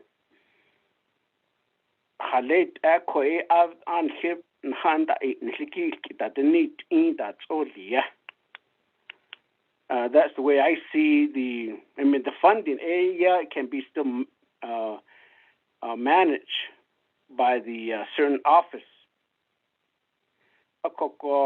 That would be a recommendation, but that would probably take a long time for it to be implemented if we go in that direction. But the 22 budget in 2 weeks, what swift change can we make? I mean, I like to ask and be have that recommendation be provided to the council that, okay, this year did all idne. This year did all kodo Cotton's and Dinnicky won't have a shortfall within this budget because CD 5419 we made that policy. So DB has only at the no court back in 2019 DB has only signed Ilya and it's the law right now. Ako elahit ato Diego be need nishadan someone such case dira CD 5419. Ako the two direct questions Shinigi is what was the process by the Division of Community Development where it determines that this will be considered as an unmet need? Ado, the second question, Nikki, Eni Bahasiki, what specific recommendation can the current council do to move this, to put this aside with no shortfall, that it be funded fully? So I'll have additional follow-up question to the Chairman. Thank you, Honorable Begay, for your questions. Let me go back to Dr. Yellowman and Mr. Begay.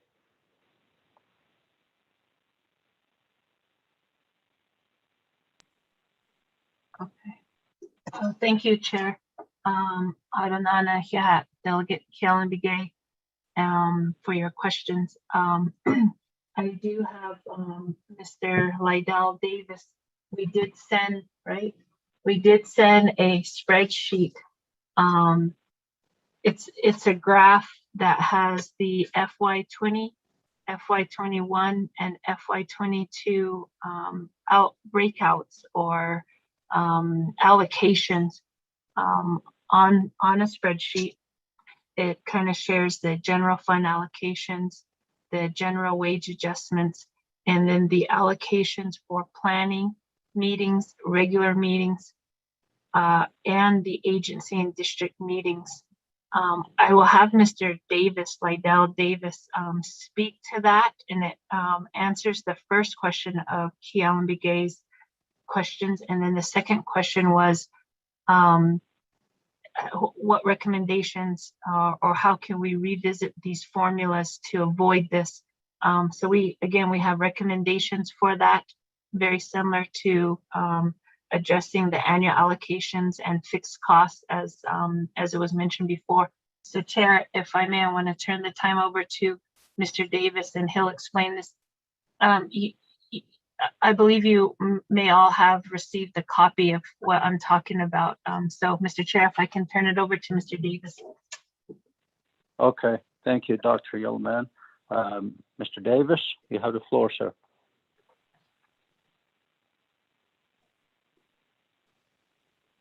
Mr. Lydell Davis. Good morning. Star 6 to unmute.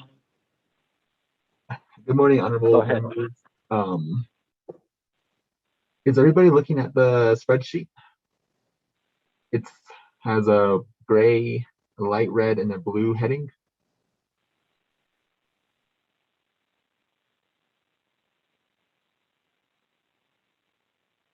Can you hear me? Yes, we can hear you. Go ahead.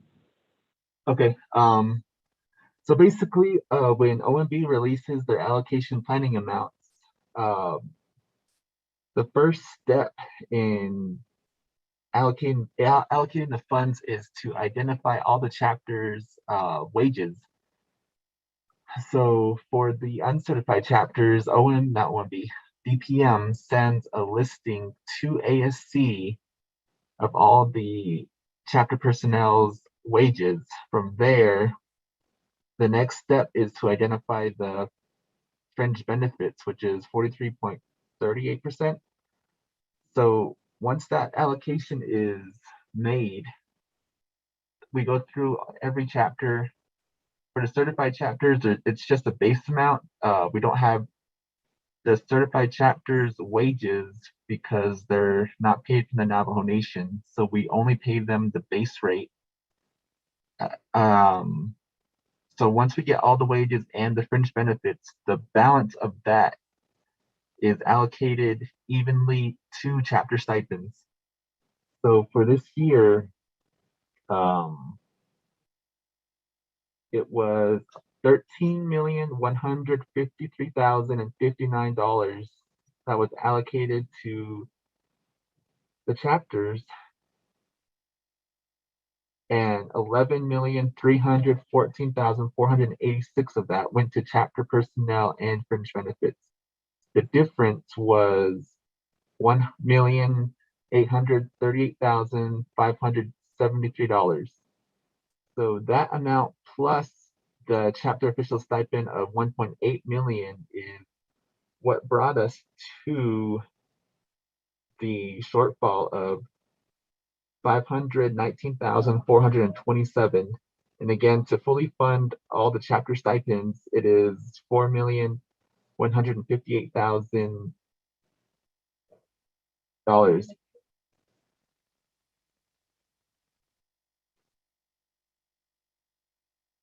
Thank you. Thank you.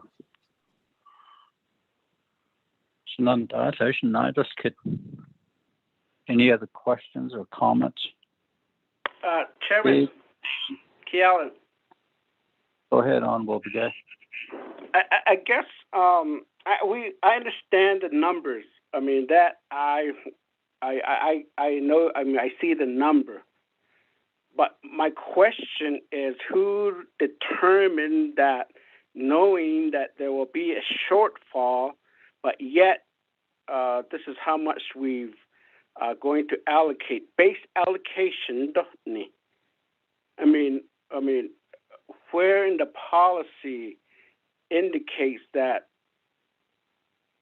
or maybe legislative council will direct me to say where in the BEM probably that even though there's a shortfall, but this is the base allocation that will be implemented.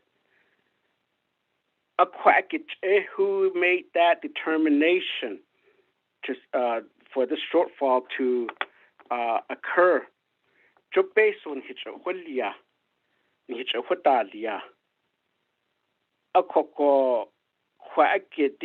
chapter based about the and you know, and we know that what they're receiving on an annual basis is not even sufficient across the board.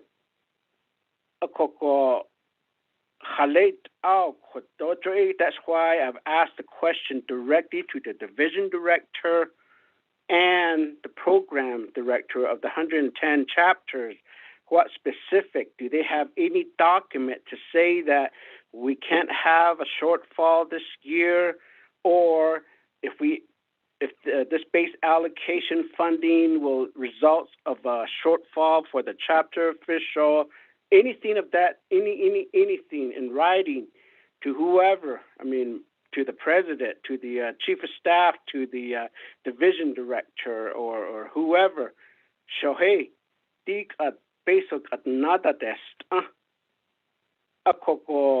The chapter officials, the stipend, Nikki, I get the base, the base allocation, Nikki. I could go bit, but chapter official, but stipend is going to be a shortfall again. I see, and I did ask again, Chairman, I did ask this question. It wasn't answered thoroughly during the oversight committee discussion. I've been this kid, and I probably will be asking this same question at Nabi and then to the full council as well.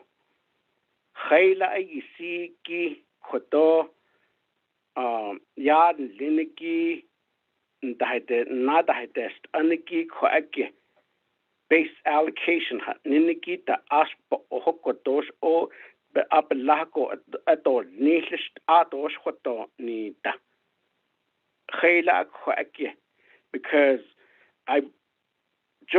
I supported the $40 million for the next 5 years from the permanent trust fund to avoid shortfall. But yet, when it comes to local, they're still in the same boat.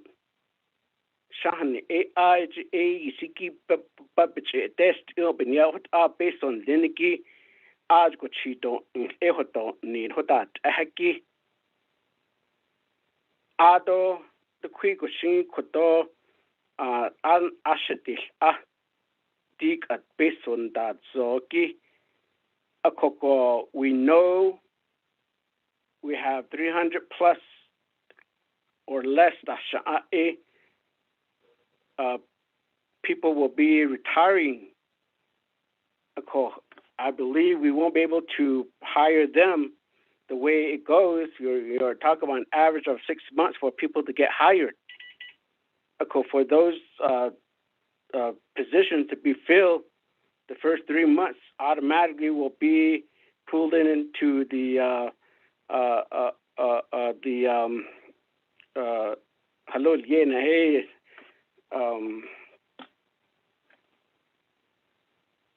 every year salary to chana higi as go pull in nal ako as go honato nila bahosini ye adok we're looking at a lot of these carryovers or the hayu istotla ako ela be hana nilo halet ala kojet the win level we have a lot of carryovers, but yet we're trying to find money for the local level. Is there an individual that's missing from this group to specifically answer that question? If the lower echelon of staff is just following instruction, maybe we need to hear directly from the person that's really, I guess, in quote, calling the shots of how these budget has been developed. I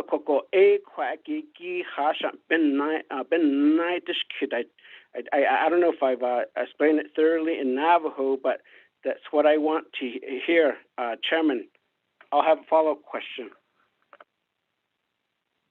Thank you for that, Honorable Begay, for your questions. Dr. Yellowman and Mr. Begay, you may respond.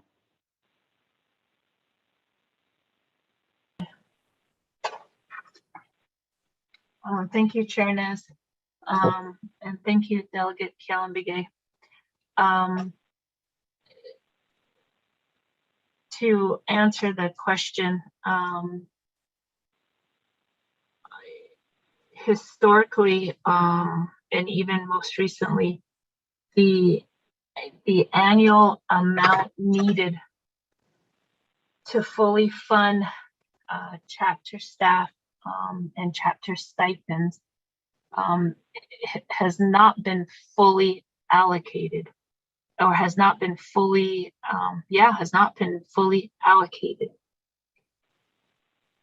When the pot, or when the allocations are divided into the divisions at the early onset, some of that is at the advisement of OMB, and they may be able to provide additional clarification to your question when those allocations are made. When DCD receives the annual allocation, we then look at some of the changes annually that are that impact our budget. Those are like the what was the 48% and the 42%? The general wage adjustments.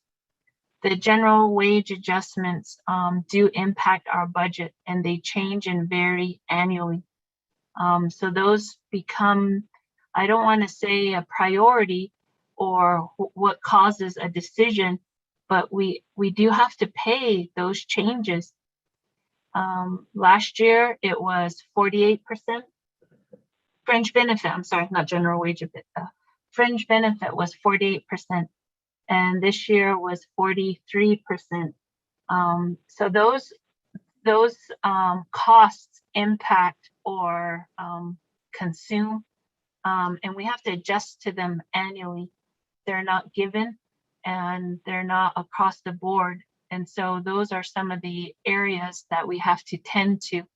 And then traditionally, when we pay the personnel, the remaining is what gets allocated to the chapter stipend need. That's where the shortfall arrives.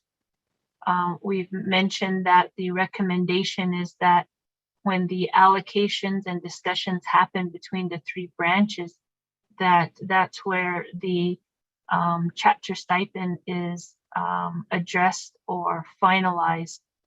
And then the remaining appropriation that comes to DCD will only be allocated to the personnel for the chapter, 110 chapters, or the chapters that we're working on with personnel.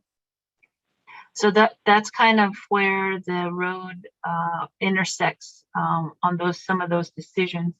A lot has to do with the fringe benefits as well. Those are some of the costs that we can't avoid. Those kind of take precedence, not priority, but just precedence. And then the remaining gets allocated to chapter stipend. We do have some numbers on that, Chair, if needed. If not, we can include that in our report. Thank you.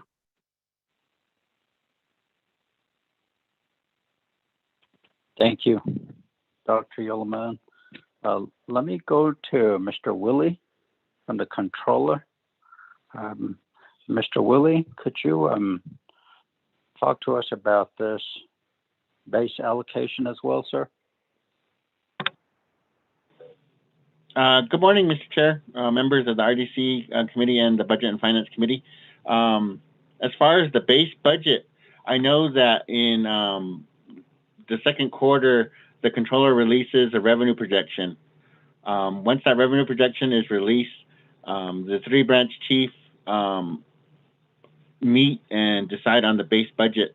The first cost that's taken out is the fixed costs, and OMB gathers all those budgets and comes up with the amount for those. So it would be a good idea to have OMB speak to part of this also too. So once the base planning amounts are decided, then they split up and the fixed costs are taken out, then the branches are taken out. So that is determined by the three branch chiefs and how they agree on what percentage that each is going to get.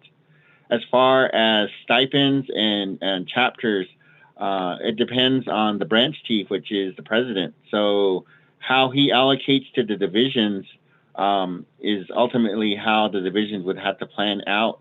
So if there's a shortfall, which in many cases there are in each year, each program would have to submit unmet needs. So that's kind of a high level overview of how the base planning amounts are determined, and if there are shortfalls, how they would be able to cover that. I'd be happy to help answer any other questions, and OMB, if they're on the line, they would also be able to help answer these questions also too. Thank you. Thank you, Mr. Willie. OMB, their response?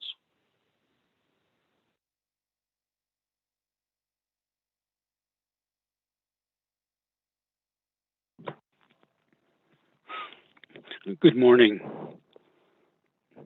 Mr. Nez. This is Dominic Bial. Good morning, Mr. Bial.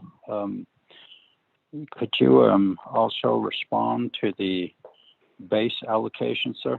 Thank you. Yes, sir. Mr. Nez, committee members, both RDC and BNF, as well as other listeners from DCD, DOJ, etc. I can add additional information to your discussion. For this particular year, fiscal year 22, the budget in question, there was an additional $10.2 million that was the funding, that is the funding base for fiscal year 22. Now that 177.2 million is, as I said, $10.2 million more than fiscal year 21. So, as Mr. Willie mentioned, looking at that bottom line of 177.2 million for FY22, the first thing we do is try to the best of our ability to figure out the fixed costs. That's because the fixed costs are taken off the top, and those are for loans, debt obligations, and other costs that are not allocable to any specific branch or program. Examples are telecommunication, utilities, and things of that nature. So those are costs that we have to pay, no if, ands, or buts about it. And then the other cost that we take off the top would be the external funds cash match.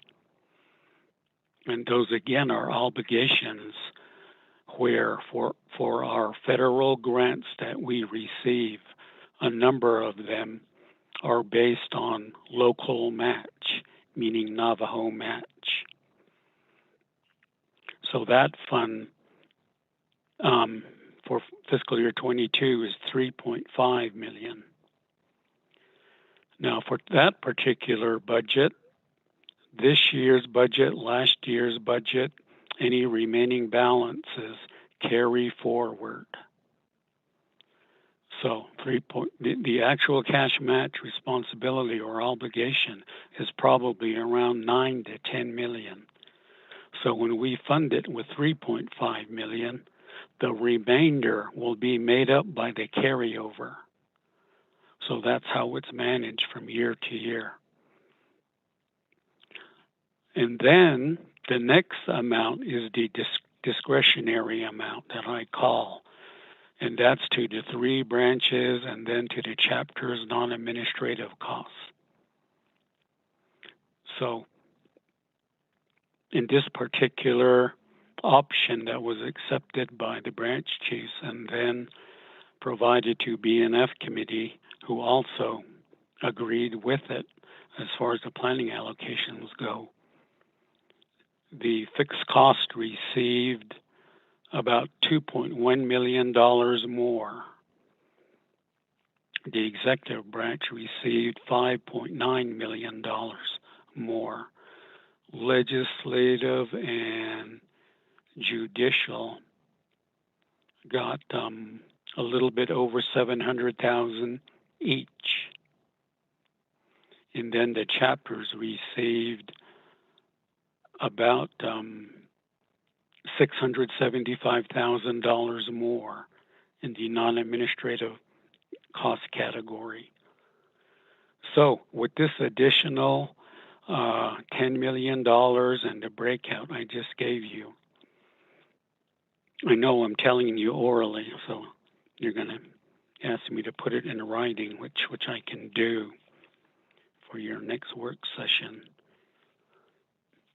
So the amount that the executive branch got, the 111.5 million, that's up to the president to allocate. So our office, OMB, we give him a breakout of the 21 funding base amounts. And then he can give, additional amounts to various divisions for different purposes, Or he could do the reverse. He can also do reductions where it's needed. So now back to the purpose of your meeting here, the chapters. Out of the $5.9 million that I just mentioned that executive got, the president gave $1.8 million more to DCD for the chapter stipends. So that was the increase. And I would say that for the executive budget team that was looking at these numbers, as well as even my office, we figured or thought that the $1.8 million would be sufficient to fund the chapter stipends.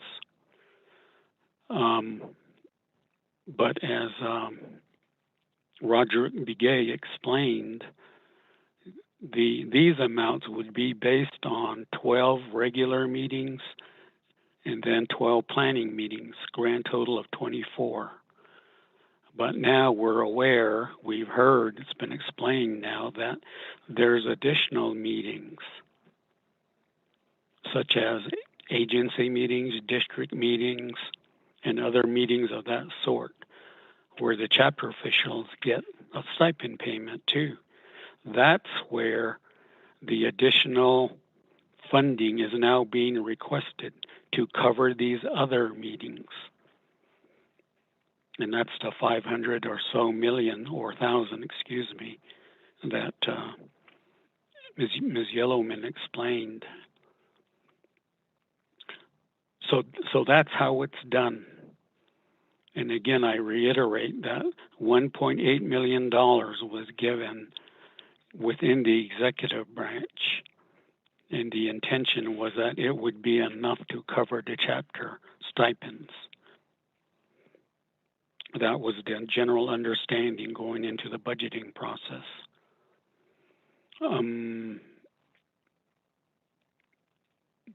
That's about it. I guess that's all I can say at this point, Mr. Chair.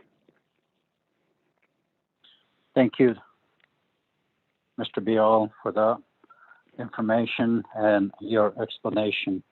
Let me go back to Honorable Kealan Begay.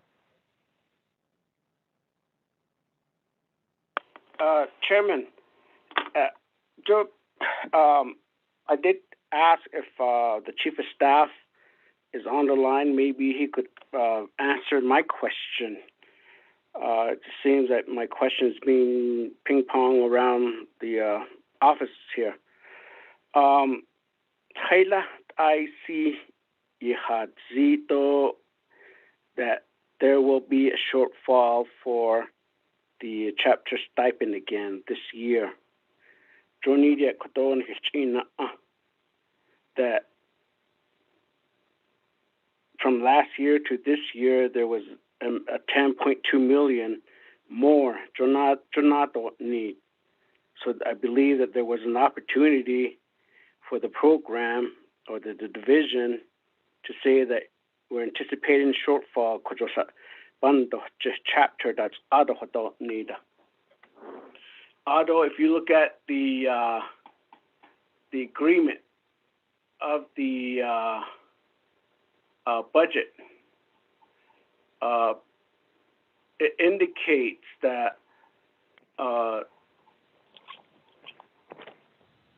Exhibit B, it talks about at number 3,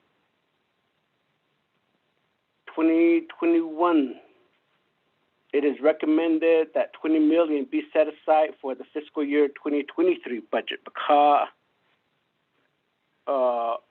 what's the guarantee that none of this funding will be allocated?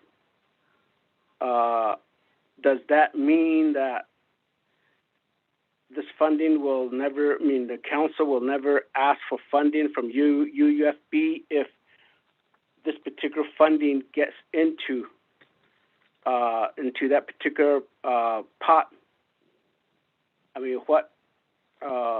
The title it says is undesignated, unreserved, because aja peso bihija akoko. That's what I'm trying to look for.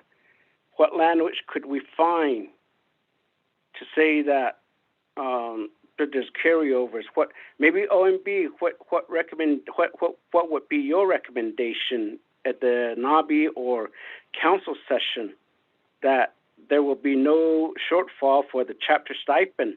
You've indicated that the president's office can direct to allocate some of these fundings to this amount.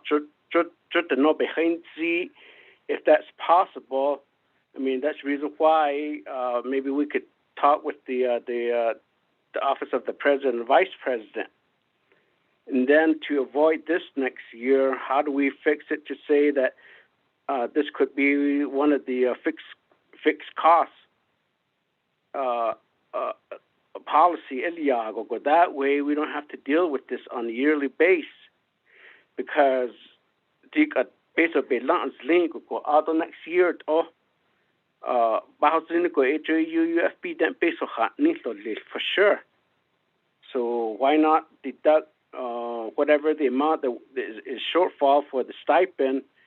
I mean, modify the agreement that 20 million minus the chapter stipend will go into the UUFB who don't need that. I mean, I'm trying to get an answer. People continue just to go over the overall dollar figure of what was allocated. That I understand. I mean, that I understand. Peso peso but I believe there was a decision. There had to be a decision made that the result of having a shortfall for the chapter stipend. Chairman, let me give it another try. Thank you, Honorable Begay, for your questions and your concerns. Although everybody that's representing their departments, we're having this discussion to pretty much come up with a recommendation for amendments.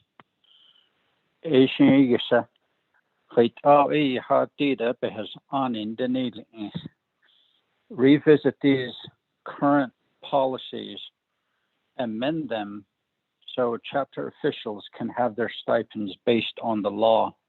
So we would like to have the Division of Community Development, Office of the Controller, Office of Management and Budget, Department of Justice, as well as the President's Office to provide some recommendations on Honorable Henio's legislation to really put forth what we need to do. So, Honorable Begay, Mr. Chief of Staff, Mr. Chaco, if you would respond to his question, sir.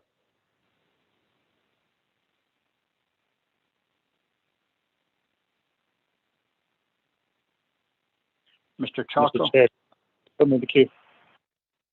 Okay. Chair.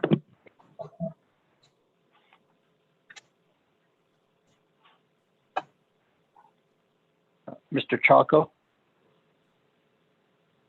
Dr. Yelman? Thank you, Chair.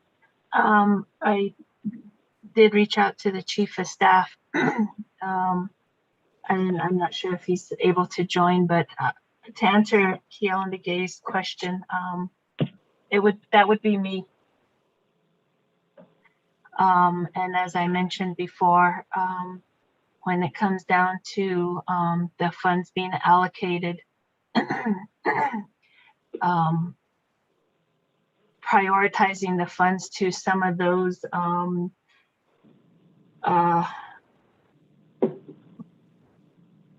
premiums or not the general wage, the fringe benefits. Those take a significant amount of funds, but our recommendation, and again, as I mentioned in my overview, that we now have staff to help us address these challenges that had not really been addressed before. Some of our recommendations is to, again, fully fund a chapter stipend. Another task that has recently come upon the division directors and myself is to really look at the positions that have been vacated or due to retirement, to review the need for those positions and possibly look at omitting or assessing those positions that have been vacated for so long. That's not to say that the positions we have at the chapters are not needed. Some of those positions are definitely needed, and so we have a reserve there. So some of those positions at the chapter level that have been have not been filled, there's funds at the end of the year. We'd have to do our homework to look at, rather than reverting those funds, to pay the chapter stipend first and then go back and revisit those vacancies in the personnel. So those would be some of our recommendations where it historically has been done the other way around. The other is, I do appreciate Mr. Bial being on the call. Had we had discussions or consultations on that original 1.8 million being allocated to DCD, which, don't get me wrong, we really appreciate that and appreciate those funds. I just know that with additional consultation, we could have resolved these communications and possibly not seen a shortfall. Some of the shortfalls that we have seen this year and last year were a result of some funds being allocated to DCD while still having a shortfall in previous years. And I didn't want it to be assumed that the 1.8 would just cover it without consultation. Perhaps with consultation, we would have been able to address it. So, so Chair, the answer to Keon Begay is myself. I make those determinations, but as I've mentioned now, I do have the resources, staff, and capacity to re-examine these formulas and these allocations to best fit the allocations that are given to DCD annually, and to make those strong recommendations of those fixed costs, those loans and premiums that Mr. Bial mentioned, those external cash matches and discretionary funds. Our recommendation would be to have those chapter stipends be included or be included in those discretionary funds as a fixed cost at the start of the allocations. Thank you. Thank you, Dr. Yeoman, for your response. Honorable members of RDC and Budget and Finance, any other comments or questions? Chair, Mr. Chair. this is Thank Delegate Carter with a question. Thank you. Okay, I'm sorry, Honorable Crotty. Honorable Daniels did say he wanted to be put into queue, so I'll go to him first and I'll come back to you, Honorable Crotty. Thank you. Honorable Daniels. Mr. Chair, thank you very much. Resources and Development Committee, and also Finance Committee. With our Division of Community Development, should say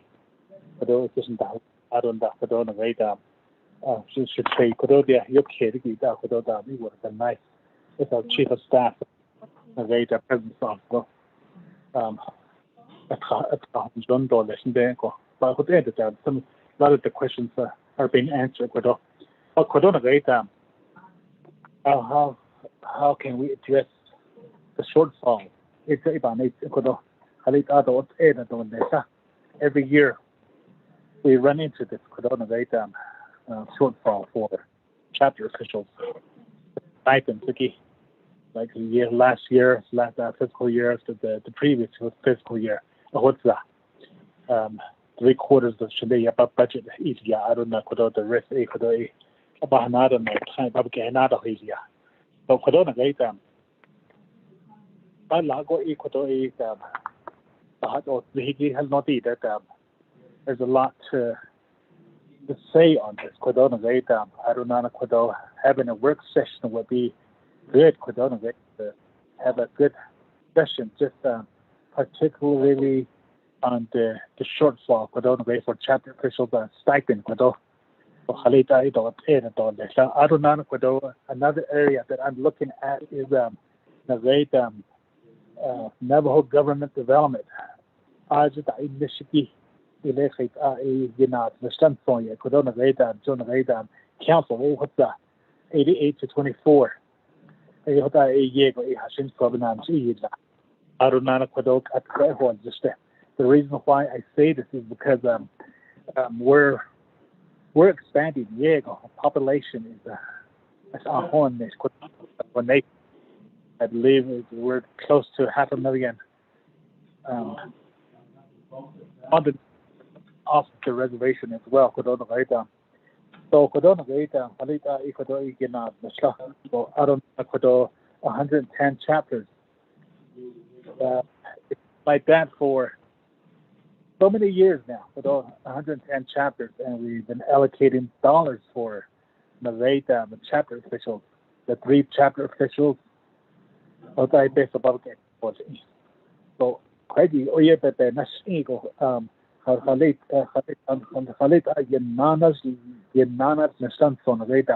Navajo government development. So,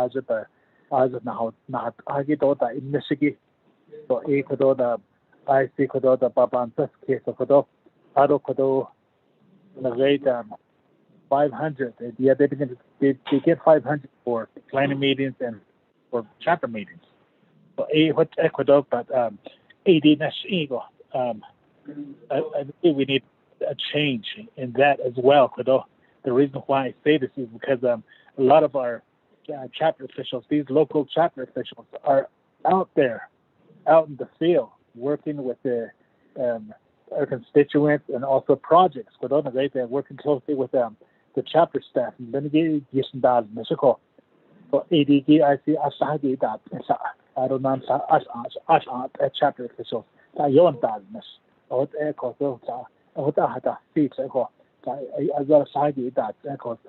Some of these chapter officials there, yeah, they go to their chapters administration kind of like on a daily basis. So $500 which another get for and chapter meeting. I think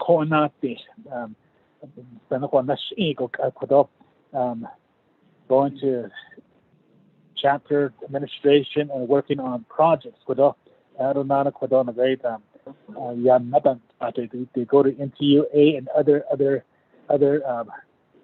entities working on their projects. So based on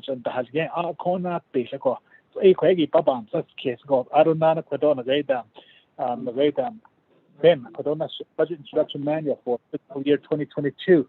As you look at page 114, chapter official stipend, Fund 12. Chapter officials stipend. In addition to that, there's also other meetings of availability of emergency chapter meetings, special chapter meetings, agency council meetings, district council meetings, and regional council meetings. Even not the city, I see let's see where we can make some amendments. My brother, Chairman Henry, for the legislation,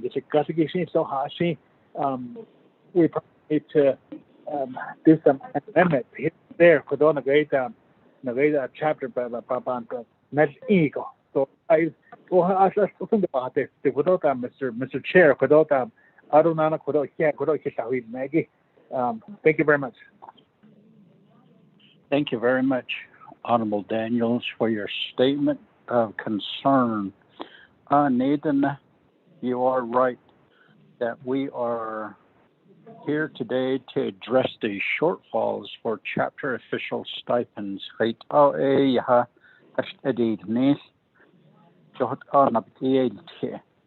At a work session, perhaps we need a 2 days work session, not only the chapter official stipends, but a lot of the issues facing our chapters across 110 chapters. How is Office of Navajo Government Development working on these issues? But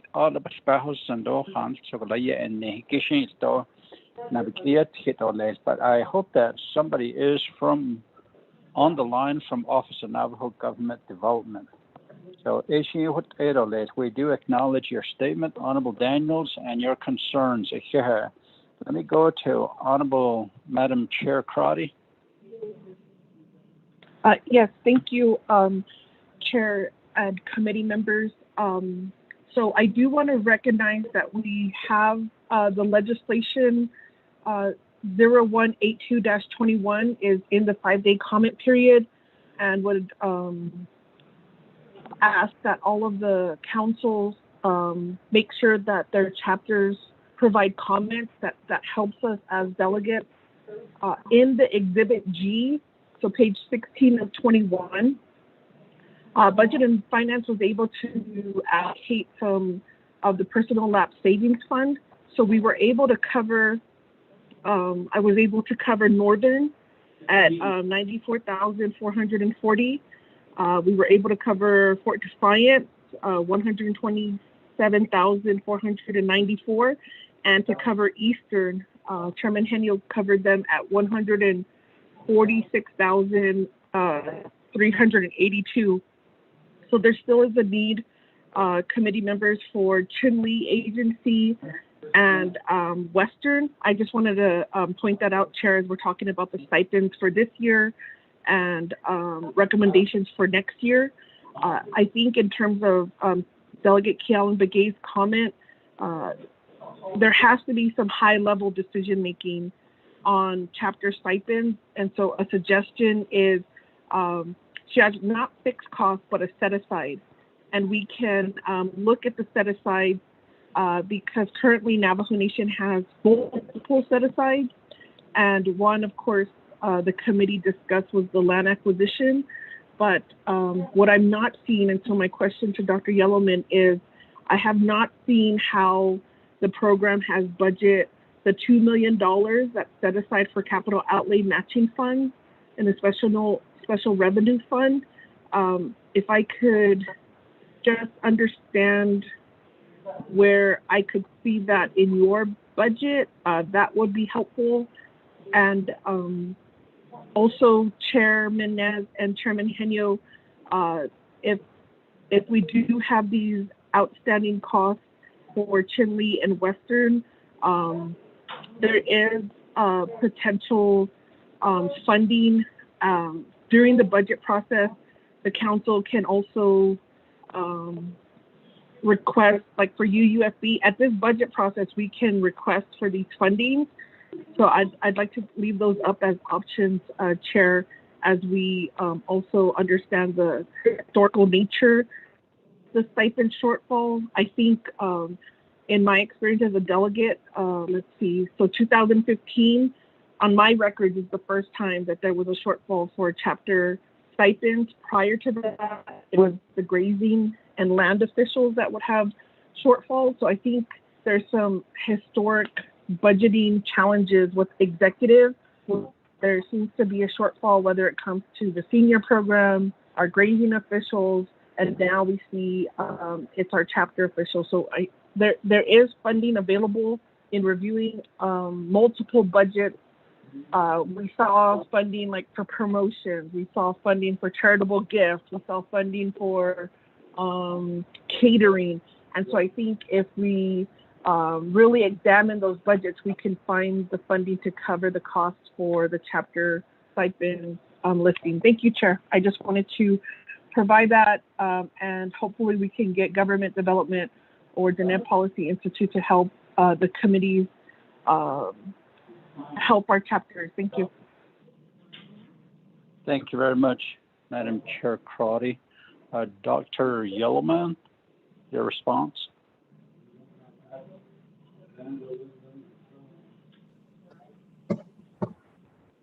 Thank you, Chair Nez.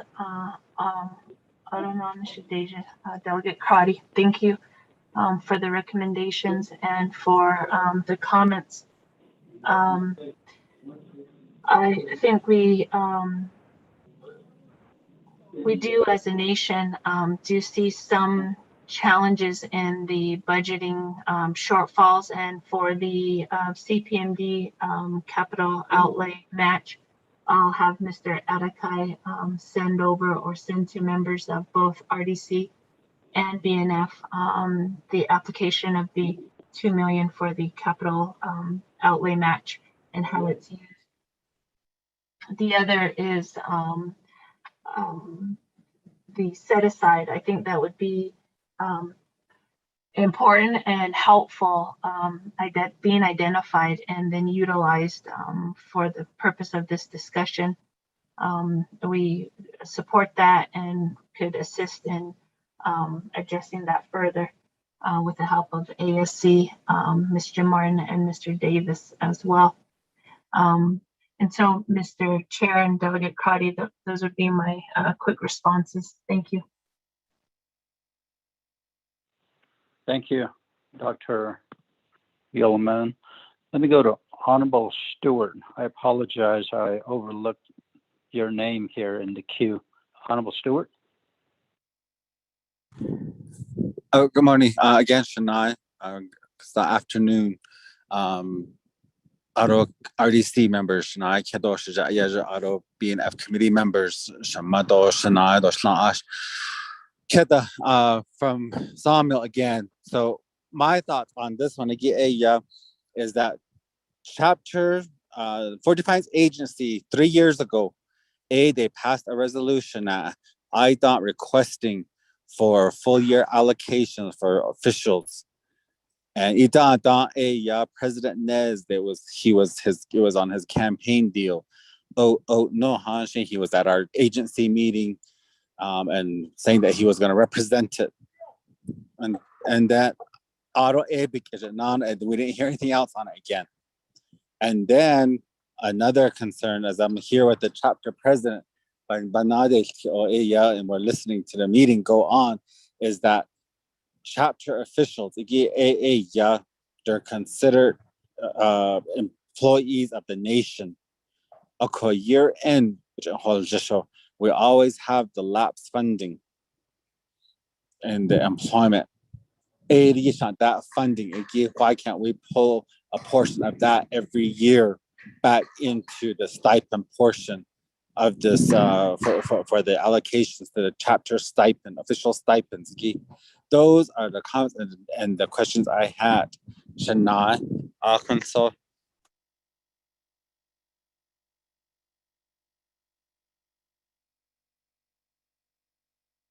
Thank you, Honorable Stewart, for your question.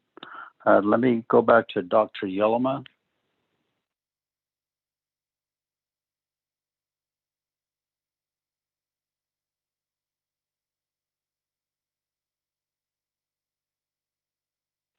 Dr. Yellowman. Okay, thank you. Sorry, I was on mute. Thank you, Delegate Stewart. I think if I may just call on Mr. Rod Begay to explain a little bit more from Title 26, the language pertaining to chapter official status on personnel or non-personnel. I think that's really important to this conversation and helps omit any kind of misinformation. So that would be helpful to the conversation as it pertains to Delegate Stewart's comments and concerns. So if Mr. Begay, Rob Begay is still on the line, if he could just speak a little bit more to the chapter's chapter official status as I want to say non-employees to the nation, but the official language. Thank you, Chair. Thank you, Dr. Yellowman. After Mr. Begay explains that, Dr. Yellowman, I would like for you to go to the second bullet point and talk about the fiscal year 2022 shortfall briefly. And we can just go through some of these bullet points so we can have an overall discussion on all of it. So, Mr. Begay.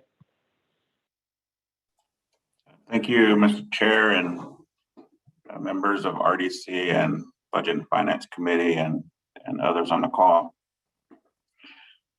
I didn't want to get ahead of the discussion, but in terms of the law, and I alluded to it earlier, and maybe I wasn't clear enough, and I apologize for that.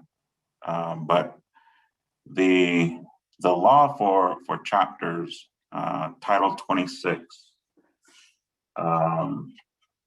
in section 1002, subsection C, that's where it says chapter officials compensation. What are they going to earn as chapter officials? There's only shall for 12 regular meetings and 12 planning meetings. So they should be getting that amount because the language is shall. There's no language for they shall be compensated for emergency meetings or special meetings or agency council meetings. So what I'm suggesting then is that they can only get those stipends for attending those meetings only if they have enough in their budget. So one way to address it is only to allocate for the 24 meetings, even though historically they've been also provided with stipends to provide that meeting or to attend 4 additional meetings per year. So that's one recommendation. However, they do a lot.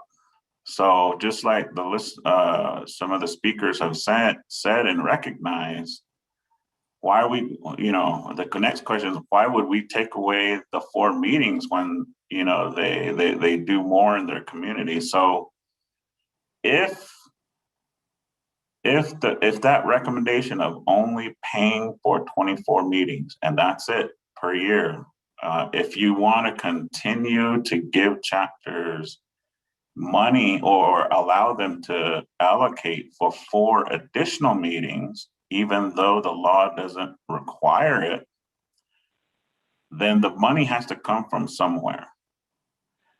Okay. But what I explained before at the very beginning of my presentation was how are chapters supposed to be allocated and distributed the base planning amount. And that's what I was getting to. And so if we really want to go into the details, every chapter based on the 15 million, if you do the first half of the 15 million, and that's around 7 point whatever million, they get at least 69,000, I'm sorry, 69,000. All 110 chapters, they get 69,000. And so if you wanted to pay for the 24 meetings plus the 4 meetings, every chapter would have to set aside, I believe it's 37,500. So realistically, all chapters, because they have 69,000 of their first half of their money, they have enough, is what I'm saying. They have enough. They can just allocate the first half of that allocation, 69,000 that they got, they give that directly to their stipends. That's what the current budget policies say. So that's what can happen for fiscal year 22. So the procedures can change for fiscal year 22. And every chapter will have enough for their 24 meetings plus the 4 meetings. If we do that, it impacts the other fixed costs, which is personnel. So I think there's around 10 or 11 chapters with less than 500 registered voters.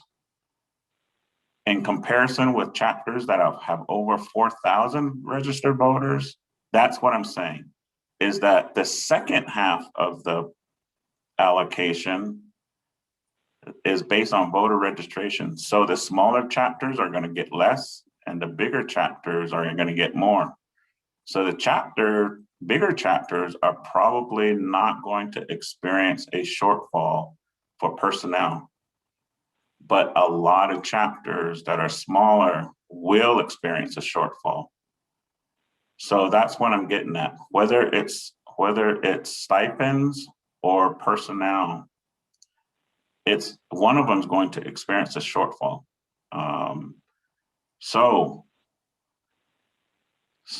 I already covered what can we do for fiscal year 22. We can apply what the policies say today. That's how we can fix fiscal year 22. For fiscal year for fiscal year 23, I'm sorry. Everything I said is for fiscal year 23. For fiscal year 22, and we're in council is going to consider the comprehensive budget. One idea is to allow chapters to reallocate as suggested by Fort Defiance chapter president and Delegate Stewart within fiscal year 22 to supplement their shortfall for their chapter stipends. That's one option. Another option is to look at their non-admin costs. And we've been having the discussion, OMB, with DCD, with myself, we've been having this discussion of how do we address the shortfall? Do we look into the chapter non-admin cost budget? So, and another idea is just to not restrict it. Allow to use this part of that fund for chapter official stipends. So that's another way to address it. Another thing that that we can also discuss is the increase from FY21 into FY22 for the chapter non-admin cost budget. For FY21, chapters received just under 12 million. For FY22, they got an increase of $76,000. So if we wanted to avoid the impact on chapter direct services, maybe that 676,000 can be used, a portion of that can be used to address the FY22 shortfall. But again, that would require that someone on the council floor amend the policy on chapter non-admin cost budgets.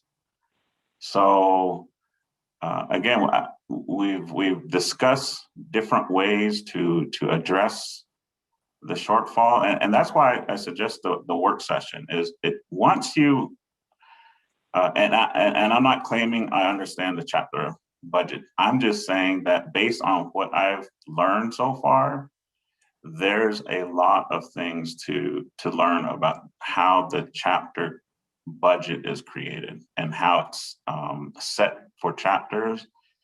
And we can finally understand that some of these restrictions that we have in existing policies for, like I said, carryover budgets and these non-admin costs policies, and also our Appendix M1, we can make changes. We can make changes for FY23, but I think we're, in terms of FY22, in accordance with how the budget is already set, I think the only way to address the shortfall, if we were to address it with the money we already have, is one, allow carryover costs to be used, or two, you allow non-admin costs to be used to address the chapter official stipend. So, those are some of the laws and policies, again, to just refresh everyone's memory on what I tried to communicate earlier in the call, Mr. Chair. Thank you, Mr. Begay. Honorable Stewart, do you have a follow-up question, sir?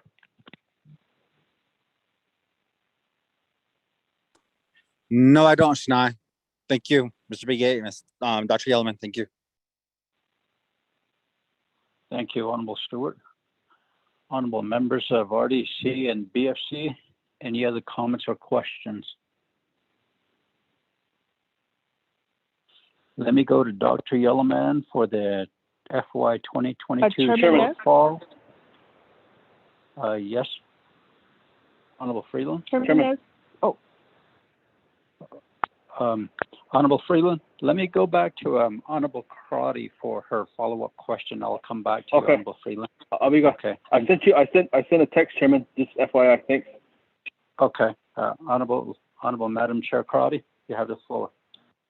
Yes, thank you, Chairman Nez and committee members. My follow-up question was for Dr. Yellowman. I asked where on the budget I could find the breakdown of the $2 million for the capital outlay match set aside. That would be helpful in this discussion. Thank you.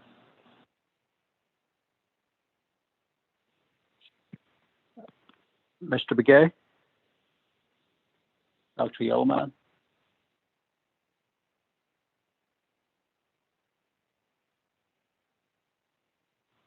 Press *6. We're here, Chair Nez. Thank you, Delegate Crotty. We are calling on Mr. Adekai to respond to that. So if we can get a few more minutes to bring on Mr. Adekai to respond to that, if that's okay, Delegate Crotty. Honorable Crotty? Yes, perfect. Thank you. Okay, thank you. Honorable Freeland.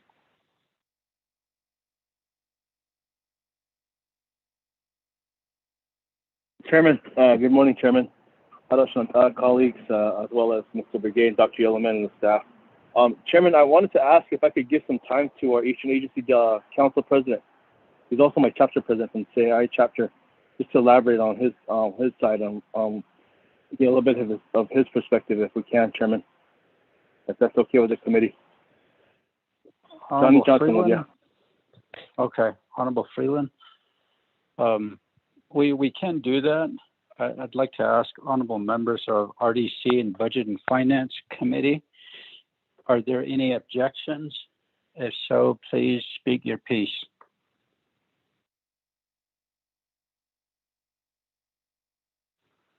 Then, no objections. Hakushila.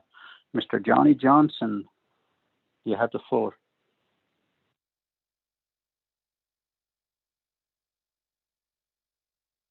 Press *6 to unmute.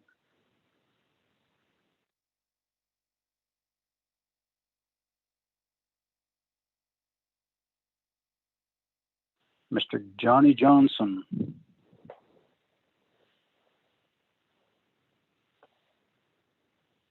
Honorable Freeland is not on the line. All right, Chair. I'm sorry. Let me call him or text him. I did ask him to get on the call though. If we could come back, if I could come back to him, if that's okay, Chair. Thank you. Okay, that's fine. Honorable members of RDC and Budget and Finance Committee, let me go back to Dr. Yellowman to complete some of these bullet points. That way we can just have an overall discussion on it. So, Dr. Yellowman. Okay, thank you, Chairness. Before we get to the bullet points, if it's okay, Mr. Atakai is online. He does want to also call on Mr. OOC as to what is remaining on the capital outlay match and where it can be found, and also the allocation or the discussion as it pertains to the amount that was allocated to DCD this year. So, Chair, if I can call on Mr. Atakai. Mr. Atakai, you have the floor.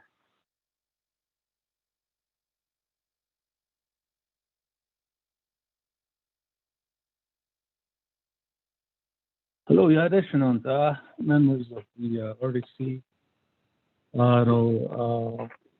Chair also, Honorable Rignez. This is James Atakai from DCD regarding the Navajo Nation Capital Outlay Match Fund. I understand the way it works is that the money is appropriated each year, and there's approximately $2 million goes to the capital outlay match fund. The purpose is to match federal or state or external funded projects. In this case, it could be matched with state funds for capital projects or in any community facility or infrastructure projects or federal money. So in the past, we were able to match, like last year, we did match some projects. For this fiscal year, beginning of the fiscal year, the current fiscal year, FY 2021, we were told that the money was repurposed for another need, but for this quarter, I believe Robert Woolley probably can explain it better. It was realized there is $700,000 available right now to be used for matching. So we're working on that within the Capital Projects Management Department. So for projects that would need additional funding to fully finance projects.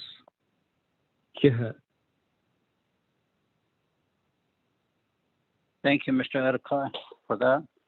If you would also put that in writing, I'm sure honorable members of the 24th Council will ask about it during the budget deliberations legislation when it comes before Council. So, we do have an agenda before us, and I would like for us to continue this discussion on the chapter official stipends shortfall, the recommendations for amendments to the policies that are in place so it doesn't happen again in the future.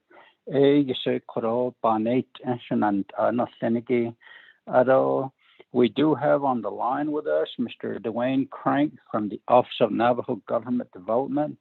Would like to give him a little bit of time so he can speak to this chapter official stipend concerns.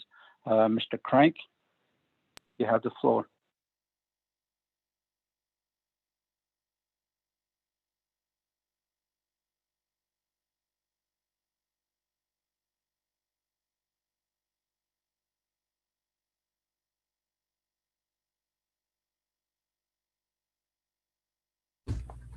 Can you hear me? Mr. Dwayne Crank.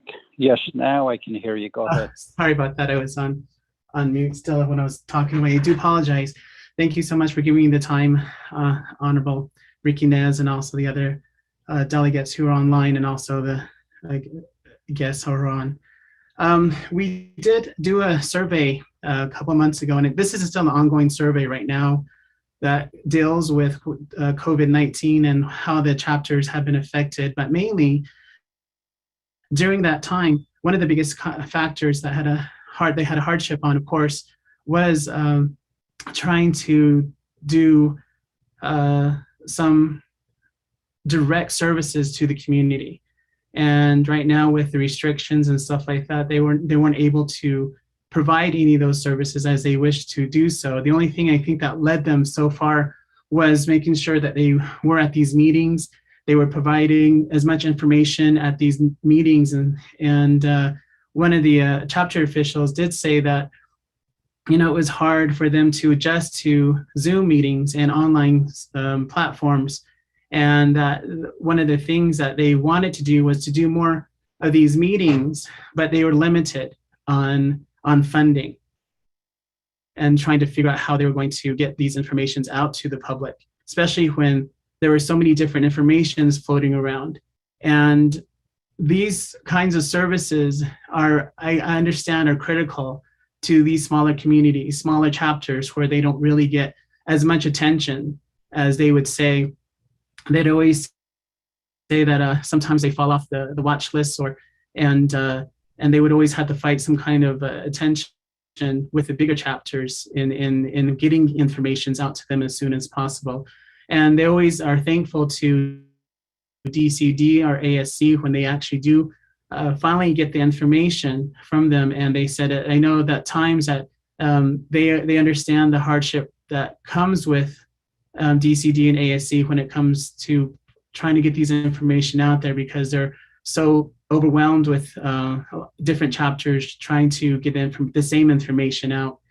And then, so those are one of the things, like when it comes to just chapters and trying to get more meetings or chapter meetings out to the public and the forums, and especially to the servicing these people, the community members who I'm talking about, is hard, because a lot of them don't understand Zoom or how to get online or YouTube or any of those platforms where they can listen in, or the calling information. And so as we always say, Navajos are very visual people, so it's always hard for them to understand sometimes what information they've been trying to present out to them. So those are the things. I do have a laundry list of other things that also during COVID that the chapters had been dealt with, but I guess at another time, if the committee, the subcommittee does choose to do so, I'd be able to present that presentation to them with an updated statistic information,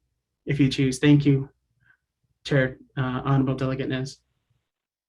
Thank you, Mr. Crank. What we would like for you to do as well is when we have this work session with DCD, Department of Justice, OOC, and ONB, your office to also provide a presentation on this Would appreciate that, Mr. Crank. I'll be happy to do so, Delegate Nez. Okay, thank you. Honorable members of Resources and Development Committee and Budget and Finance Committees. Any other comments or questions?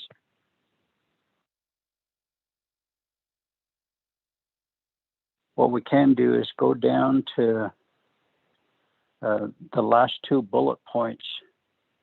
We'll give time to Mr. Roderick Begay to speak on the proper language for possible amendments to a fiscal year 2022 budget, as well as Department of Justice's overview and recommendation of the amendments to Title 26, the Local Governance Act.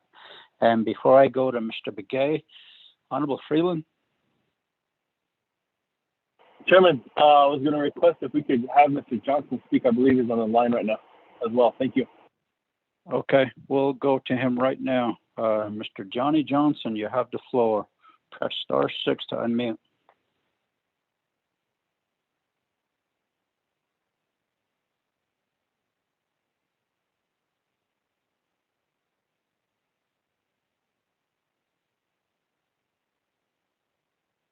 Mr. Johnny Johnson, press *6.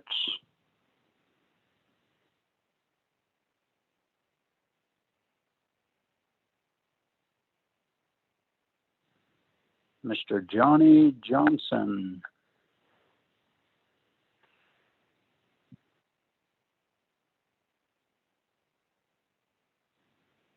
Mr. Johnny Chairman, Johnson. I apologize. He may not be on the line, so we can just go ahead and continue. Thank you, Chairman. Okay, thank you. Mr. Roderick Begay, you're up, sir. Thank you, Mr. Chair and members of RDC and Budget and Finance Committee and others.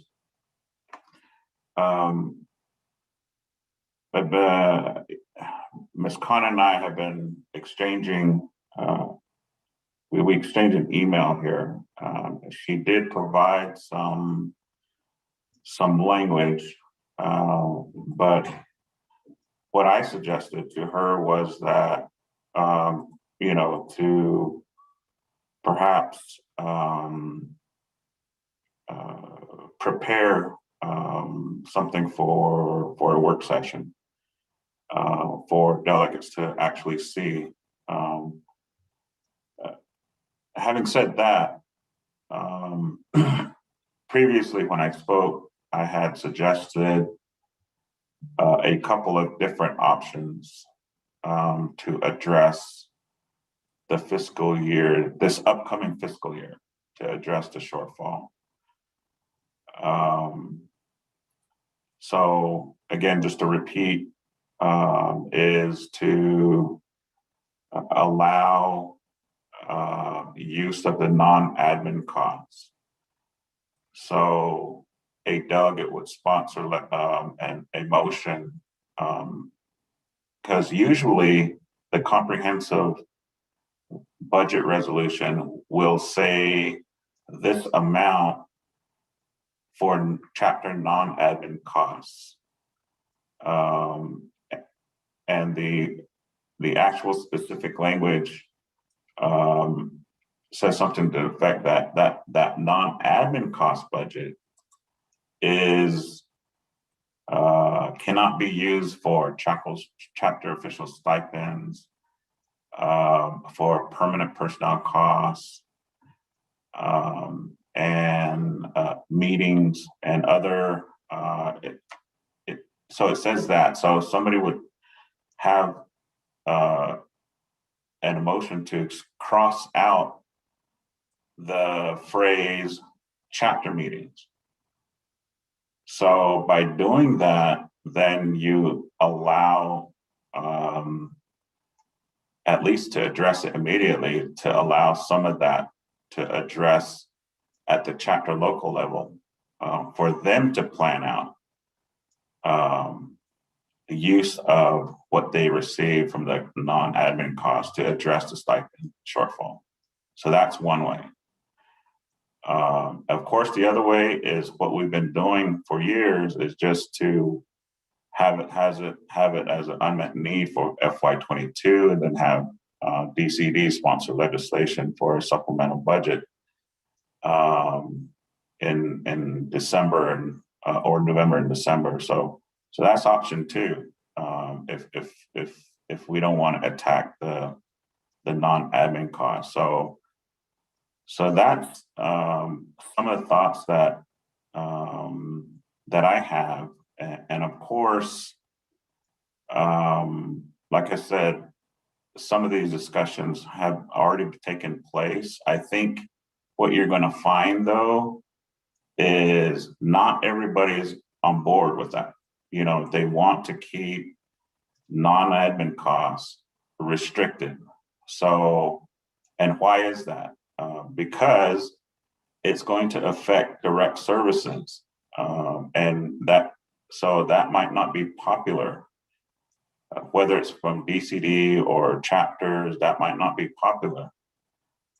And that's the reason why I mentioned that there was a 600,000 increase from FY21 to 22. So, but there's also increase for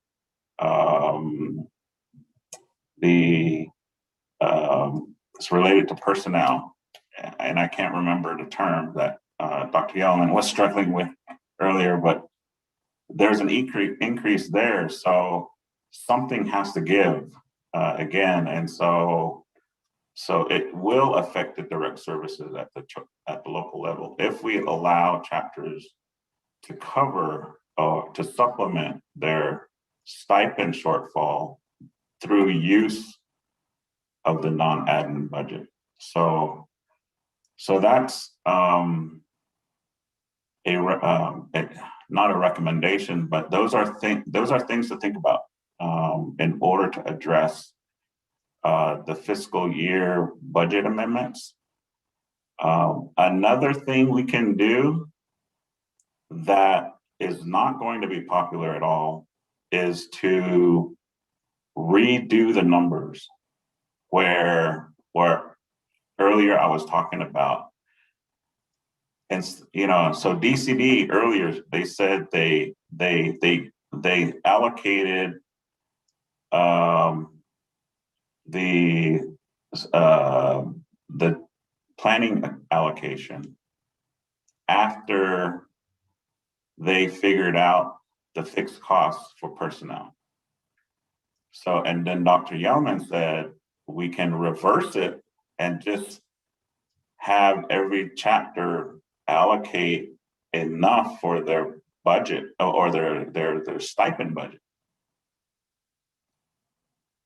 That would take care of it too, but their personnel budget would then have a shortfall. But DCD could be tasked to figure out what that shortfall is. And why is that? Because some chapters already can have a personnel carryover. So maybe they don't need, it might be better for some chapters to have a shortfall for personnel because their carryover will take care of it. So that's the, so there's different ways, like I said, there's different ways. A work session would be good, but we might not have time for a work session because you guys are all going to be in meetings here soon to take care of the comprehensive budget. So right now, the most immediate thing that we can do is, again, use the non-admin costs for the shortfall. And then we can take care of fiscal year 23 through amendments to the budget policies and make it clear that the chapter stipends should never have a shortfall for future years. And I think the existing policies already say that, but I'm open to fixing the policies to make it absolutely clear how the chapter budget yearly should be created. So I'll mention that. I don't know if Ms. Khan has anything additional to say and suggest, but that's what I'll say, Mr. Chair. Thank you, Mr. Begay. Ms. Khan? Mr. Chair, members of the Resources and Development Committee, and those on the call, I really don't have too much to add to what Mr. Begay has said, and he's there, and Dr. Yellman are there with their feet on the ground with regard to going through the budget planning. And I don't have that background, the budget planning with regard to these very, very technical and important matters that Mr. Begay is pointing out to us. Thank you for my time there. Back to you, Mr. Chair.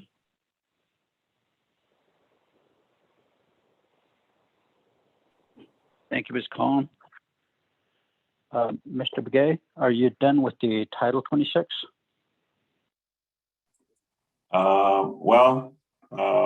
Yes. Like I said, Ms. Khan had sent me some underlines, and what I suggested to her was, maybe we should work on that for a work session, because it probably wouldn't be effective until fiscal year 23 anyway, because if we amended Title 26 through council, it would still take 56 chapter resolutions to approve that amendment in order for the Title 26 to be officially amended. So amendments to Title 26, yes, we can work on that, but that's probably, again, we would wait for 56 chapter resolutions. And so at the earliest, it wouldn't be effective until fiscal year 23. But in terms of budget policies, again, I think that those are some things that we can work on together to prepare for Budget and Finance Committee. For example, appendices M and M-1, we can offer amendments to make it absolutely clear how the chapter budget should be formulated to ensure that the stipends is never experienced. Mr. Chair. Thank you for that, Mr. Begay. I believe that we have discussed and received a lot of information on how to fix this chapter official stipend shortfall. We've understood the history. Moving forward, recommendations are being made. What we would like to do as oversight from RDC and Budget and Finance, and I believe Chairman Henio can probably speak to this as well, but from RDC, we would like to have the Division of Community Development, Office of the Controller, Office of Management and Budget, Department of Justice, as well as Office of Navajo Government Development, RDC and BFC, when we have our work session, to have these programs provide recommendations to present to leadership. And therefore, we can move on these amendments and perhaps send them out to 110 chapters. And if we could get 56 chapter resolutions to approve the amendments to Title 26, that would be great. Whatever we can do to make it better, we will fix this. Let me go to Honorable Chairman Henio. Your statement, sir.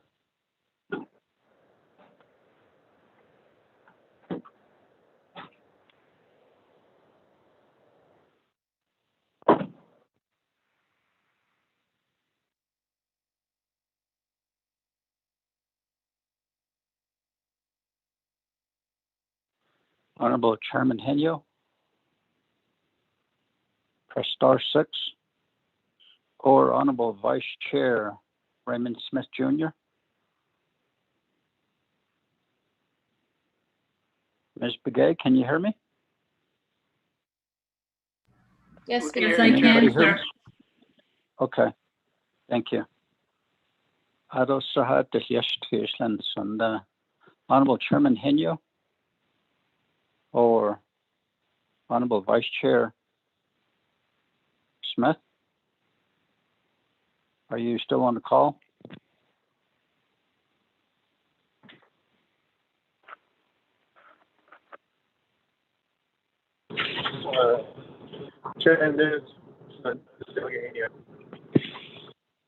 Okay, Honorable Chairman Henyo, we have listened and heard some recommendations, and we would like for you to just perhaps make your recommendations from Budget and Finance. And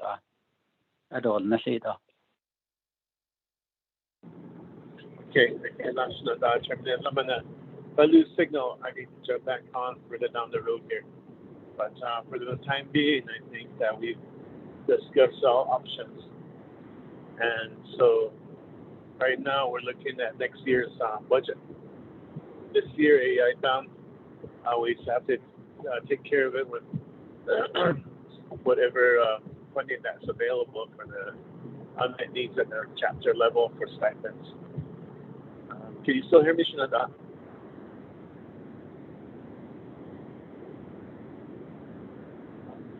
Yeah. Yes. For now, yes. But let me jump back on. I'm going to lose signal here a little bit. Okay, thank you. Honorable members of, hello? Honorable members of RDC and BFC, any other comments or questions? Chairman Callan. Honorable Begay, you have the floor, sir. Okay, well, we're trying to recommend a recommendation here. I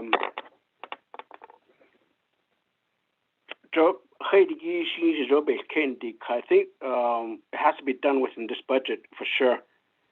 Other policy, how it won't be a recurring issue.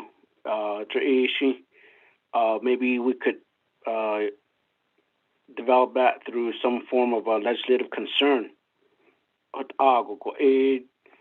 We make it known in this budget process that there's a situation that we need to resolve before the 2023 budget session.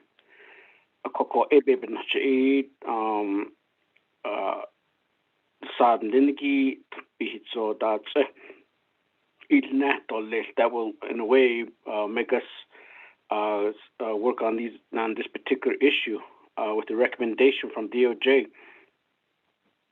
Aside from that, while everyone is, I guess, I'm not sure if we're trying to get a consensus on the recommendation. I will go with the majority for the consensus. Just so that we won't be have another debate on it at the budget session. So I like that recommendation to be moved forward.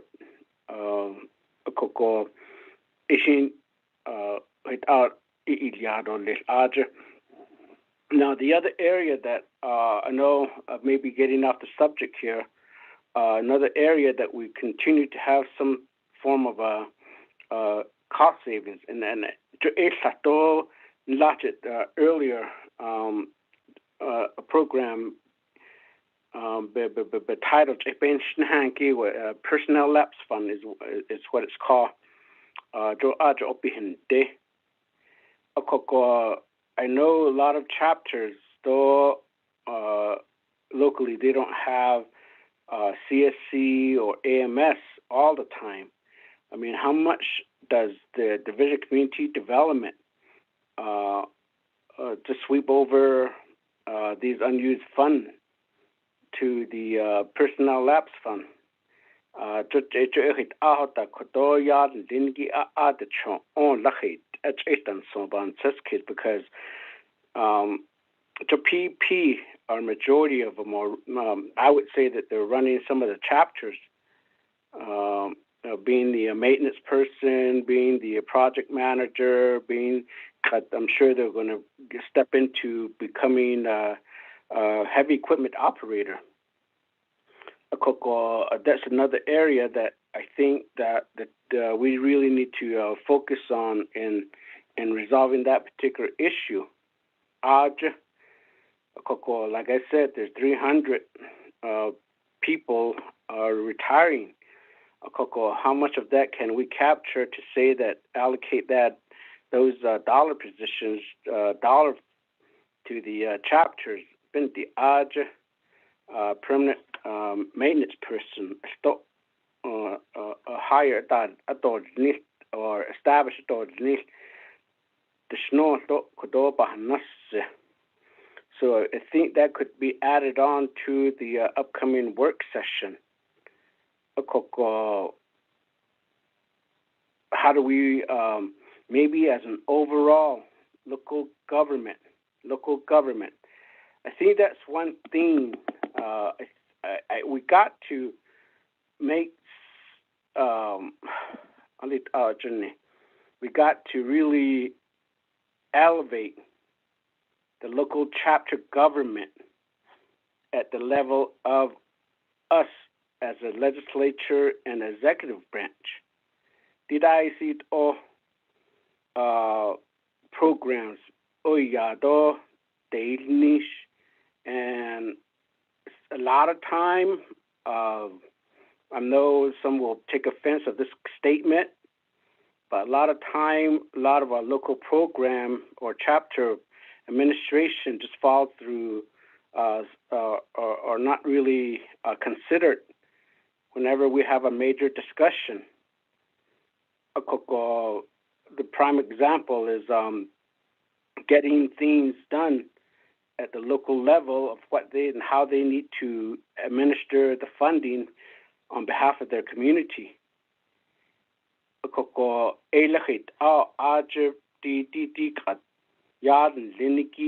Comes into play. You base it up, it's on they need cheat upon the economic development not base of its other base of local communities base of its other they own. I mean, if you look at the percentage of how much is made at each community, but yet only a few comes back to that community and the surrounding chapters.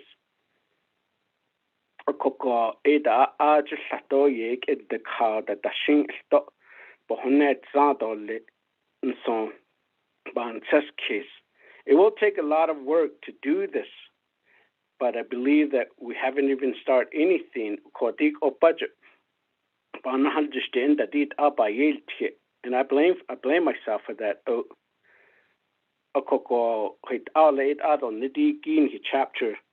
I mean, how can we really put them at an elevation at the council and even at the president's level? Nobody really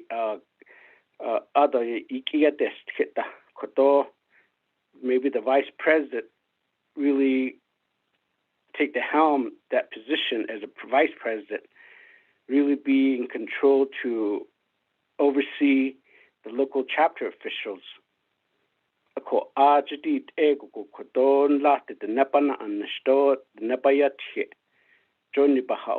know some of my chapters are like that they take part in developing and helping coordinate a lot of these projects that are being asked for. The thing that comes down to for chapters, a lot of chapters don't really move, don't really do anything. Is that we provide them not enough funding, although not enough support and not enough resource.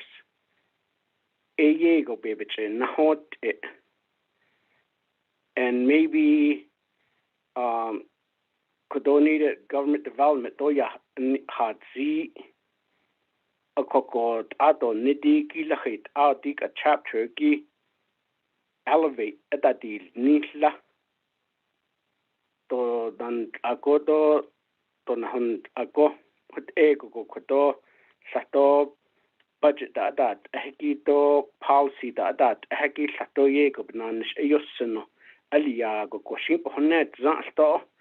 That way they have the I guess kodo earning these stipend hatniniki. I mean to a sato shin pe nashipenal into the policy kodo nadin stamp books anigi to pe ta inish ko epe be nashiko kodo dika stipend by yel tigi pe nashiko lahit dik at and even elevating or increasing the CSC because they continue to ask hazard pay. I saw an email from the O'Halloran's office to extend the CARES funding for Indian tribes. Because,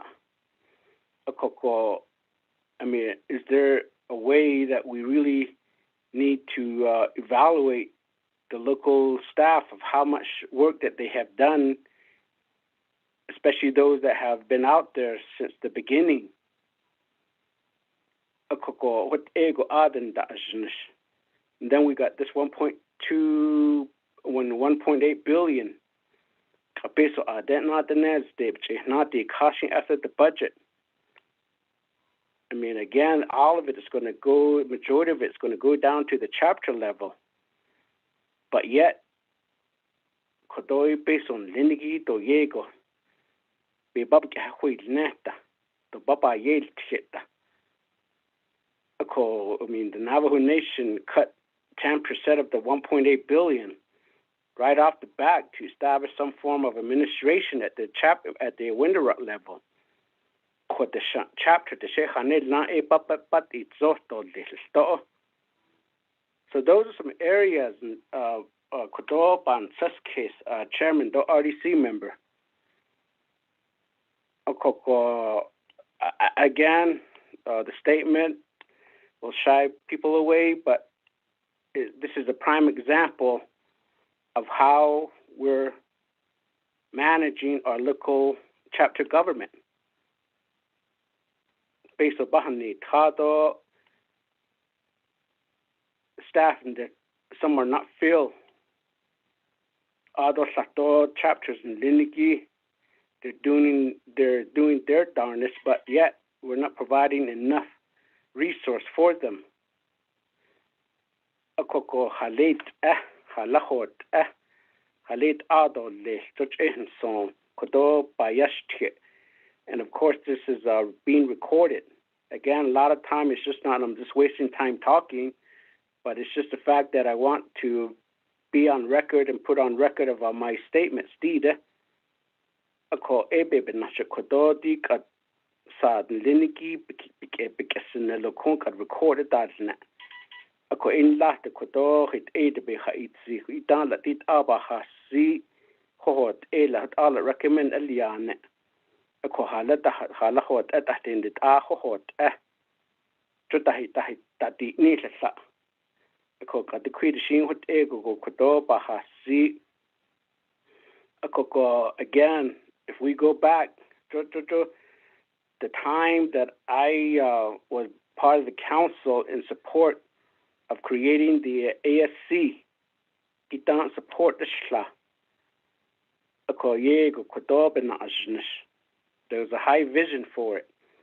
Even having each agency, having the ASC, having their own attorneys, well-qualified accountants, Ego did Anna Bikiadas ki ita hot ego establish Elia.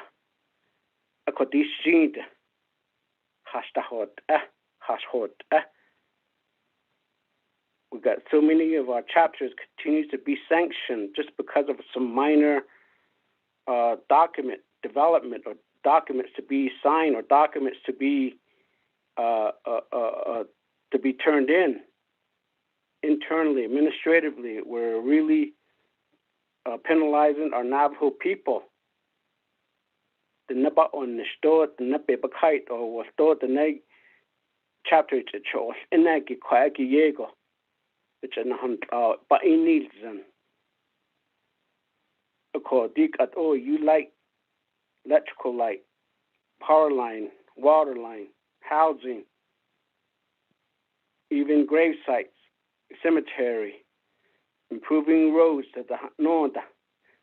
Who really is out there? It's the local chapter. It's the local chapter official. It's the CSC are out there, boots on the ground. But yet, what are we talking about? Just to get more money to forward to our chapter. I mean, it would have been okay to say that, well, central office, delegates office, we had to put your issues or funding as an unmet need, because all of it went down to the agency and the local chapter. I guess I'll be okay with it. But yet this is the other way around.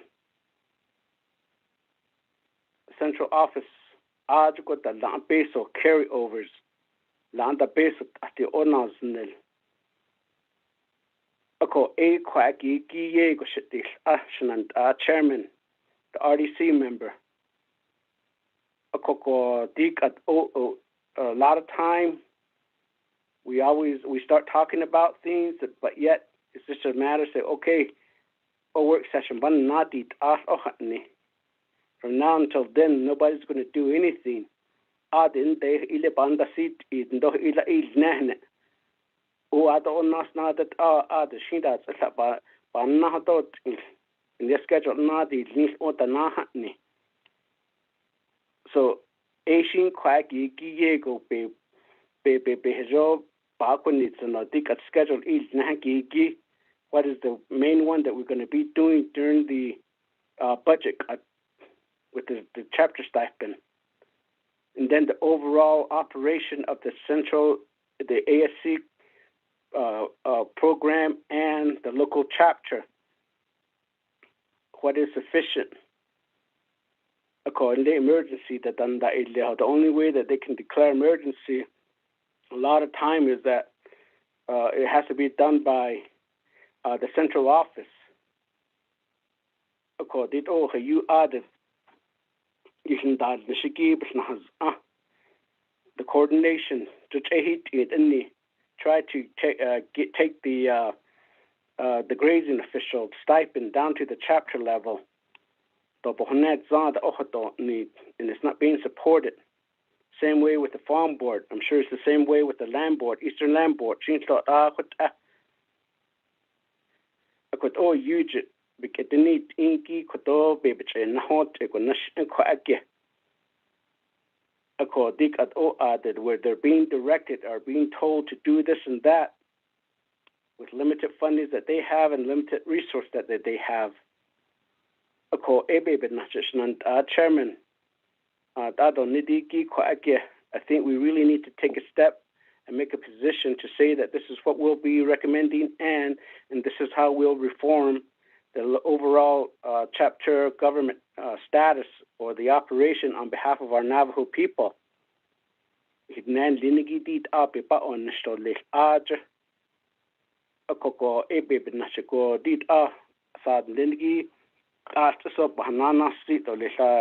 Chairman ko Kodoshi hit Ashi Base Kitten Nikaki Shide Hajo Iliado Listo Ada Kodo maybe even just a write up of how we're moving forward on this particular issue. So that way when what needs to be done leading up to that particular meeting.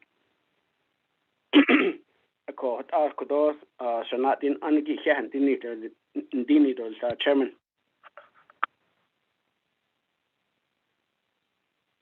Thank you, Honorable Begay.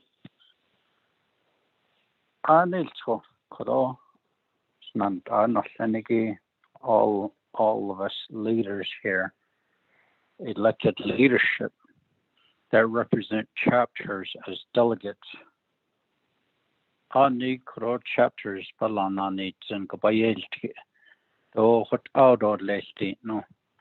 Adobe has ani in hasala. There was a recommendation made by Mr. Begay, Roderick Begay. Na kigoyahatzi non-administrative costs. DDG yaha. It cannot be used for chapter official stipends. No yahatzi. Aron data dibe has ani bakaki chapter meetings bakaki. Feit Arabic and go cross out Eliago overstricken. New language iki akoida or restrict yosenda. What are eben or zi do crossing yahnado zi hodashin Mr. Begay. Na kikonegi has edit needs in quadanti the fiscal year 22. Krog at Beshmas on but data need it's gonna come before council. Unmet needs we recommend Elia the supplement adult needs stipends ECD do hot abitort sahogo Jopohanet Zala Ashin Aqua has Angishin be Sashin Neatla. And this is one way to fix the policy and to make it clear Joto Mishidon Ne Quagi Ebenacha Hot Ende the end has a godibe has aniki hadatit ehiki. The laws that are in place create out at the chapters igipa yat ehobe on the store yat ehon laugh a chapter official taught nas nelen leniki dak apanant adan leniki farm boards grazing officials nal ploshpanant adan leniki. Ye deil nish go be plateau be because lagi be has ani has shown the no in even in a coro DCD the controller the OMB DOJ out of Office of Navajo Government Development that all satan hijin how zikri denil in oh hajo coro hoti work session give na kitchen at a nail at a khadiki doshin obahanadi just a less. We're just not going to talk about it. We're not just going to travel to Twin Arrows if that's where we're going to have it at. It would be the better location at Twin Arrows where everybody can sit 6 feet apart, mask on, and follow the CDC guidelines.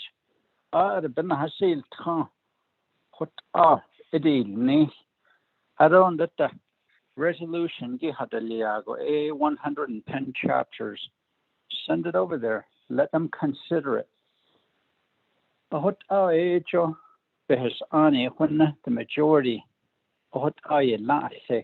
Amendment Title 26 no be a 56 chapter resolutions last think but men Iliada left on hin hadit it nego but nego partners has ada local level Nihilas no agency council but you know just added and there's 5 agencies that we can also let them know what is being proposed for them and seek what their recommendations are.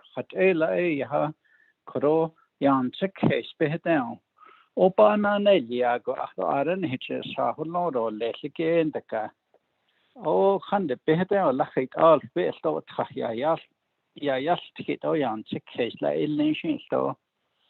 A coede quote our hash street or lately Koro. Mr. Begay, could you expound again on your recommendations for the 2 areas that you had mentioned? Yes, Mr. Roger Begay. Mr. Chair, thank you. I think you explained it quite well, actually. You know, the option is to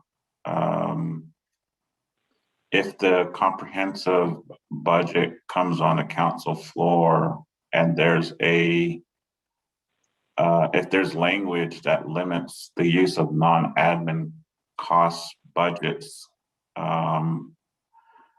then if you remove the restrictions against chapter stipends, then it'll empower chapters to determine their budgets, because I think the non-admin cost budget is used for things like PEP. I had a list here earlier and I can't find it, but it's for certain line items at the chapter level that they pay for. And so those will, it might not have a severe decrease. It might be the same as last year's. And so we really need to look at that. And with the help of DCD, we'll take another look at that before whoever sponsors that amendment has full knowledge of how it will impact direct services and some of the other chapter budget line items.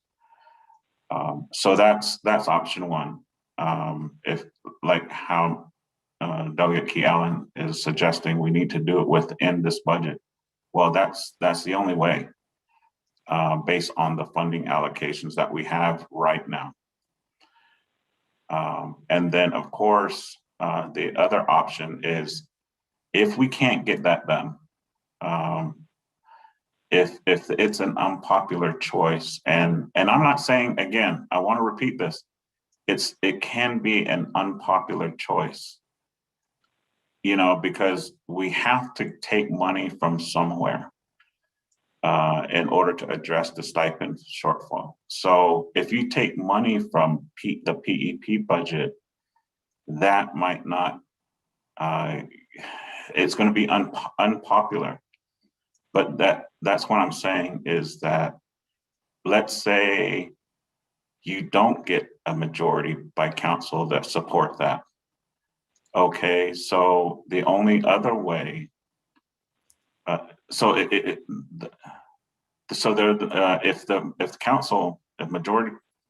that motion fails, that means the budget goes through as is, or unless you increase the allocation to the chapters and take from some other program, that's another option, which is going to be unpopular.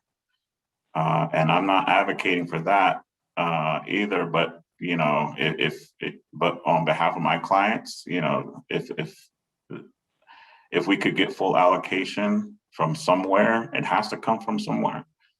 That means whoever we're taking it from, that's going to be unpopular on their end. Will council go for that? Will they motion it?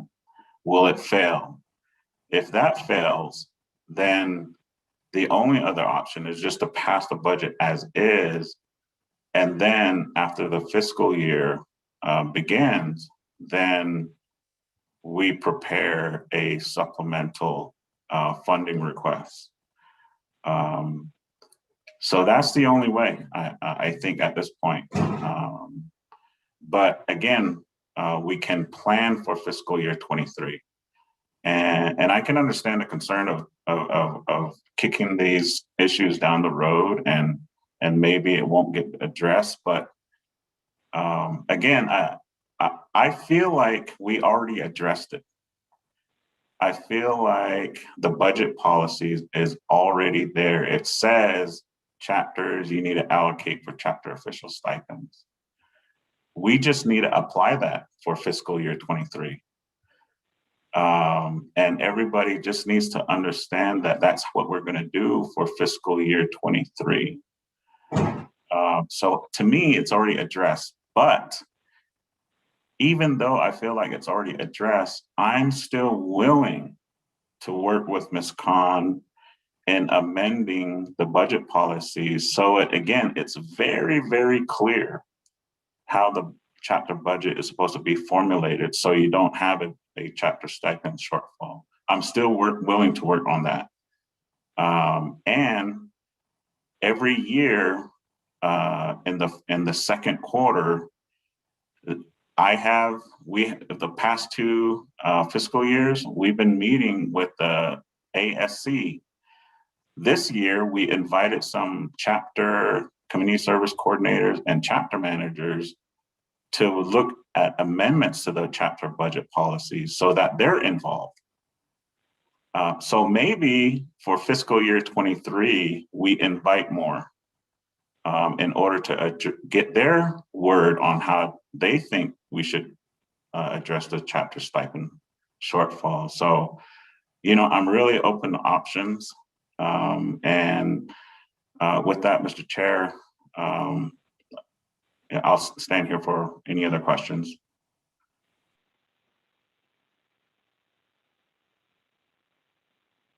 Thank you, Mr. Begay.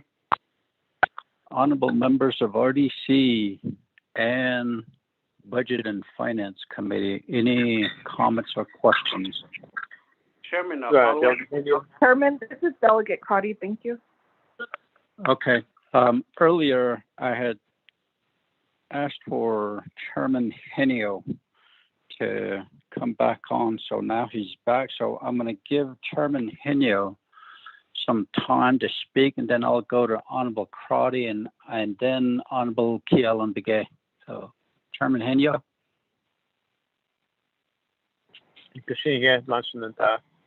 Chairman Nez, RDC Resources and Development Committee, and my from Budget and Finance Committee.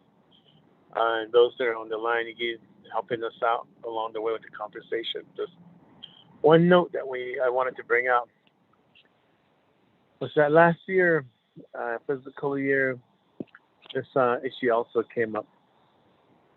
So how we were able to handle it was with the help of Division of Community Development was to give us the unmet needs shortfalls for the chapter stipends.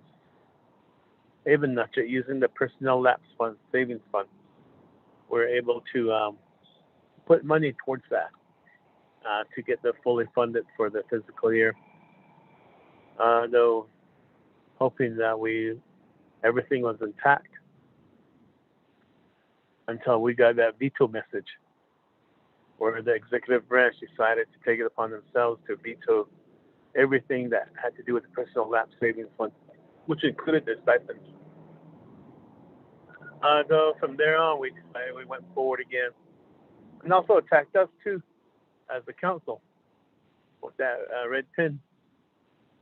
So with that, we had to come back and introduce legislation again for the nomination council and the committees that were vetoed.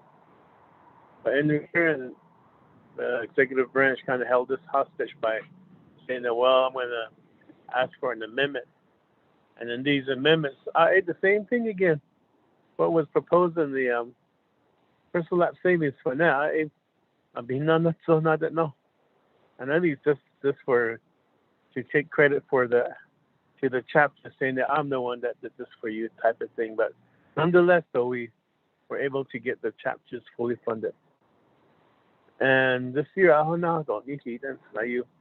we were looking at using the personal lapse savings fund, but this time, that figure is a little bit lower than what it was last year, because upon the three branch chiefs agreement, there was money allocated using the personal lapse savings fund. So, but in all, though, we do need to get figures from community development. I haven't heard figures yet from community development as far as what are the needs right now for chapter stipends. How much do we actually need from each agency?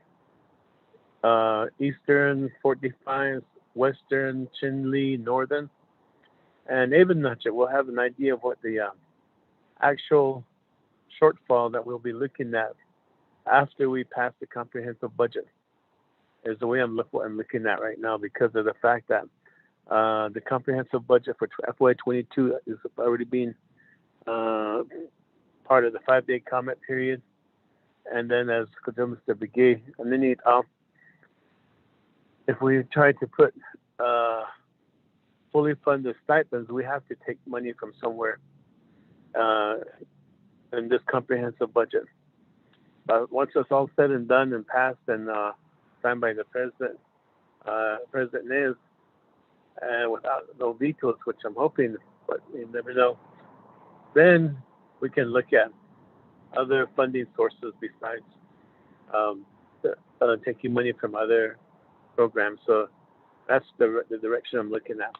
At the same time, as Mr. Begay had pointed out, that we still need to plan for next year, FY23, possibly another amendment, or is like he was saying, it's already being addressed, and we just need to stick to that for the next fiscal year. So in this case, with this idea of the stipend, because that's the topic right now, is looking after our chapter officials and make sure that they are fully funded with their stipends. And so that's where I'm looking. And again, as I stated earlier at the beginning, that we should look at having these stipends be part of the fixed costs. So it's not right off the top, but so not necessarily so. Before the allocations are divvied up by the 3-branch agreement. And so if we would make it part of the fixed cost, and therefore we can move forward to the direct funding, which I believe should stay the same, even though if it should go through where the chapter's official stipends are made part of the fixed cost, it'll increase that amount. But at the present time, what's being given to the chapter this year, and if it remains the same next year, it should stay the same. It should not be decreased at all. Will be my stance, and that way, a lot of direct services will be have a little bit more funding. So that's my input, Chairman Nez. And then at the same time, you wanted my input. I'm coming into Window Rock right now, and there are areas where I lose signal, have to dial back in. And this, when you were talking about the moving forward with a work session, our topics, you started breaking up, and then I ended up losing signals. So maybe if you can repeat what you said earlier before I lost signal, I can respond to that too. Again, Honorable Chairman Henya, you spoke well, and your recommendation to have a fixed cost for the stipends, and we all do support our chapters one way or another. So let me go to Honorable Madam Chair Crowdy.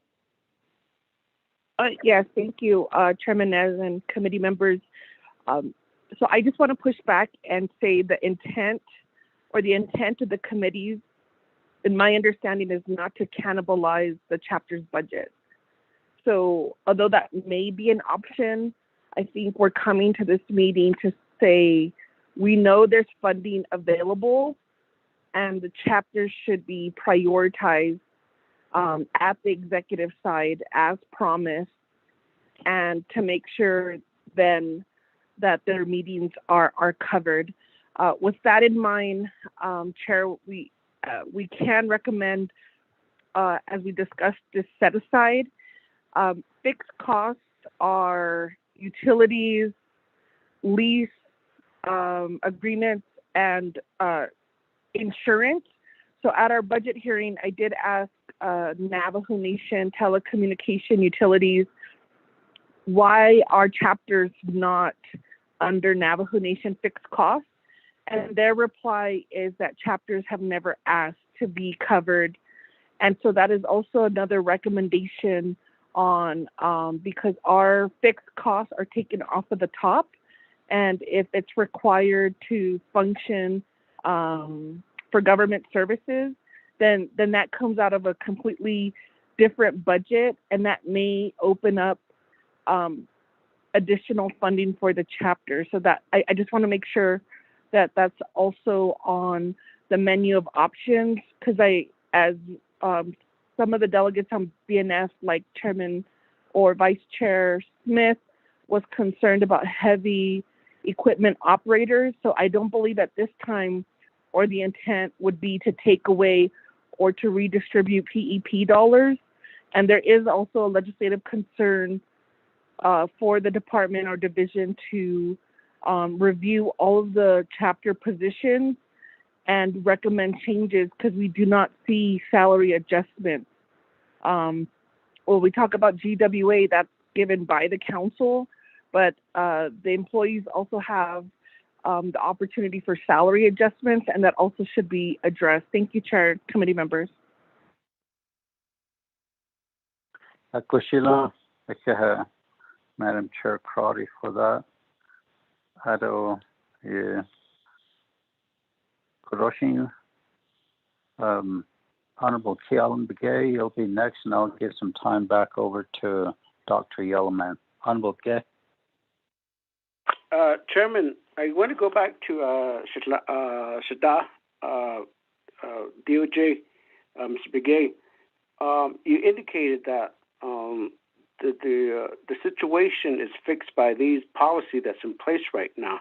Now, if that is the case, I mean, which of the option is better fit to just move with to justify our move is that these are the policy that's already in place. Chairman, that's my question. Okay, thank you, Honorable Begay. Mr. Begay, your response, sir? Also to Honorable Henyo's statement and Madam Chair Crowley's statement and Honorable Kialan Begay. Mr. Begay? Thank you again, Mr. Chair, and delegates who responded. The answer to or response to Delegate Allen is something I alluded to earlier. Is that if we were to follow the budget policies as it is under FY21 and into FY22, the numbers will have to change. So DCD earlier talked about those, the numbers and how they determine how the numbers were allocated. All of those numbers would have to change if we were to base it on that. And then what I also explained was there will be the chapter stipend will be fully funded, but there's going to be experience of a personnel shortfall. So DCD can probably work on what that would be. So that's what it would look like if we were to apply the policies as it exists to us today. That's, so DCD would have to prepare a different exhibit. So I think this is titled Fiscal Year 2022 Planning Allocations for General Land Claims and Scholarship Funds. So all of the numbers that are in this exhibit, it would change. Just to answer Delegate Key Allen's question, Mr. Chair. Thank you, Mr. Begay. Honorable Kialan Begay, do you have a follow-up question, sir? Chairman, I don't, but like I said, I think it's just time for us to really make a determination which options that we need to go with, and schedule the work session. Chairman. Okay, thank you. I believe that the recommendation is for the unmet needs. So fiscal year 2022, that DCD will supplement for stipends. So after our work session, we can really go into all the laws and policies that affect our chapters, including chapter official stipends. And there's a recommendation from Eastern Navajo Council President, Mr. Johnny Johnson. He is requesting to include executive officers of agency council from five agencies. Tax Mr. Johnson, although chapter officials the stipend 100% allocated on going forward. We're going to have to create a law, make amendments to Title 26, as well as the aforementioned Title 12, Section 820 that Mr. Begay had spoken of earlier at the beginning of our meeting. We're going to have to really vet these laws, and we did ask everyone to make their recommendations in writing and do a presentation. More, I would think the place to meet at would be Twin Arrows, so we can schedule that. And these should not happen again. Once we fix it, it'll be in place. Chairman Henio, they have fixed costs now.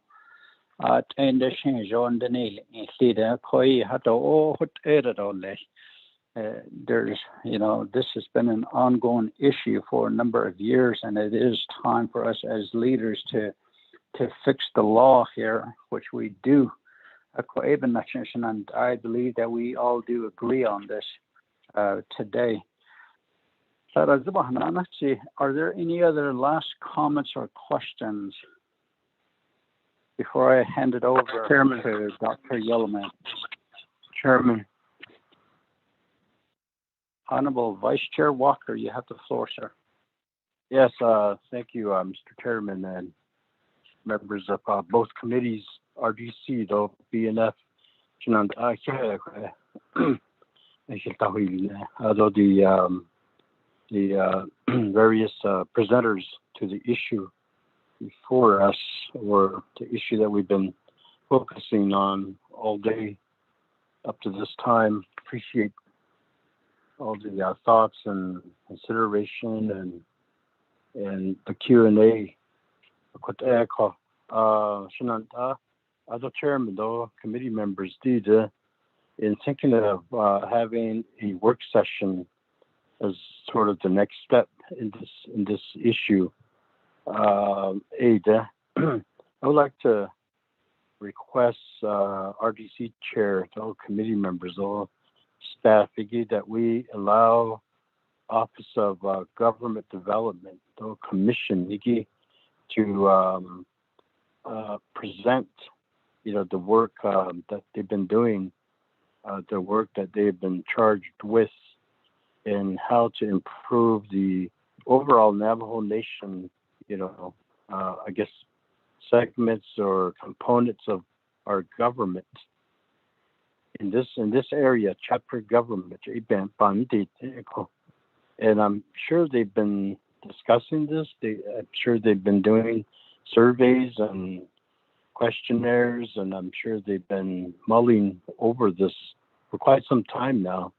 As we all aware, just not too long ago, 2017, that question that was to go to the voters regarding local chapter governments, some consolidation plan or some merger plan. Council, 23rd Council, and at the time President Begay, he had vetoed that referendum. No more public discussion, no more debate publicly. Although leadership, though, another don't need it. But I'm sure that the Government Development Commission is still talks about it, because there was a lot of time invested in those considerations, how to make the Navajo Nation government more affordable, more efficient, more responsive to the people. I believe that's the overall aim, although with direct permission from the Navajo people themselves.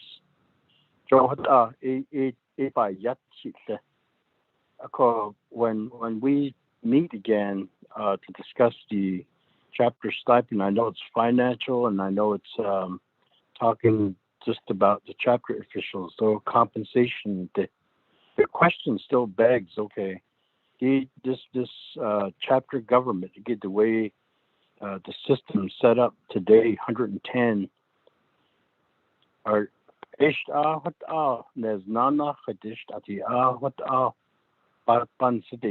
so what we're putting, I believe what we're putting in place as far as changing policies would we would be doing it almost long term, if not indefinite.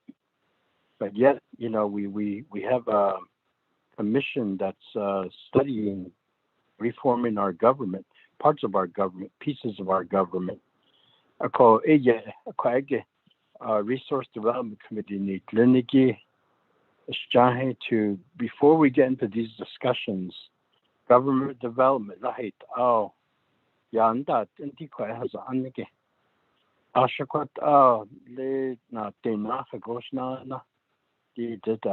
way our local governments are set up, are structured. And there's other things, of course, to talk about here. I'm not pushing that issue one way or the other. I do believe the Navajo Nation has spent time getting ready to present this question to the Navajo voters, and it was stopped cold in its tracks. I don't know.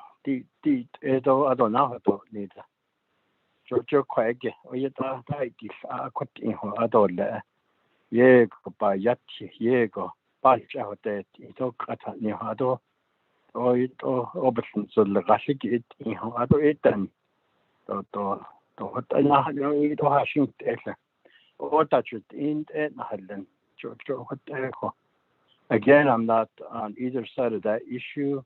I think Resource Development Committee, the Government Development Committee, Commission, the office, Shanghai Hadia Yin Dadish. The Quahas Aniki to Yandat on Eshesto. Either that the deeds in so what I had nego to bandit either don't need shit for the it done there's a bandit the Jada del Yaki.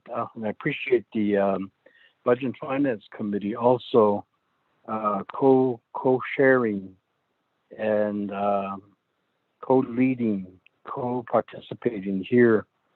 The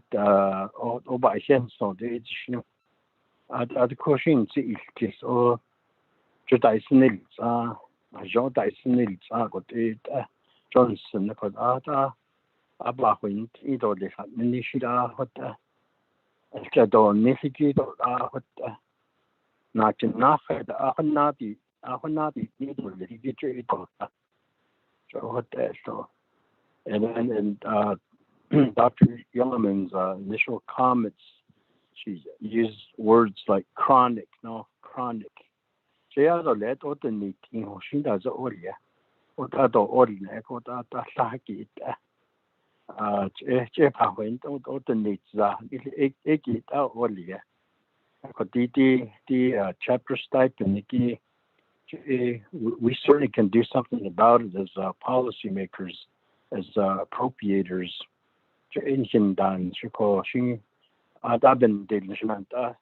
Chair, thank you for facilitating this very important meeting again. Appreciate your leadership here this morning. Yeah.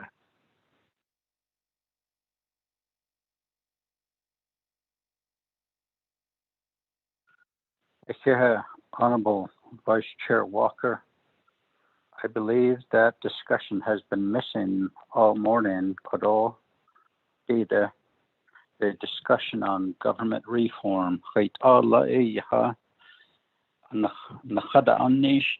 Office of Navajo Government Development. I'm glad Mr. Dwayne Crank is on the call today, and these issues that have been raised numerous times by Dr. Yellowman, and also the issues, the chronic issues that are faced with chapters at the local level for years, and where we are at today. We would like to hear what the discussion is at Office of Navajo Government Development, their commissioners, what their plans are moving forward, if the talk is still on regionalization or some type of reform at the local level. I believe that we do need to hear from them, perhaps prior to this work session. Maybe we can have a separate leadership, since we're the oversight over chapters and RDC.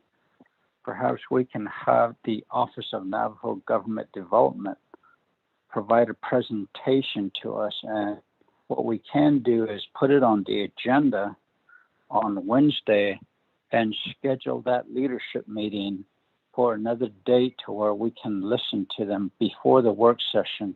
That way we would have a good understanding of what the plans are, what the discussions are.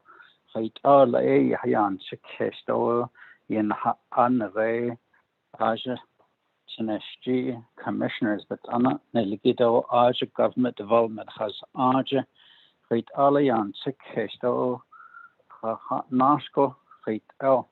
the pros and cons of all this.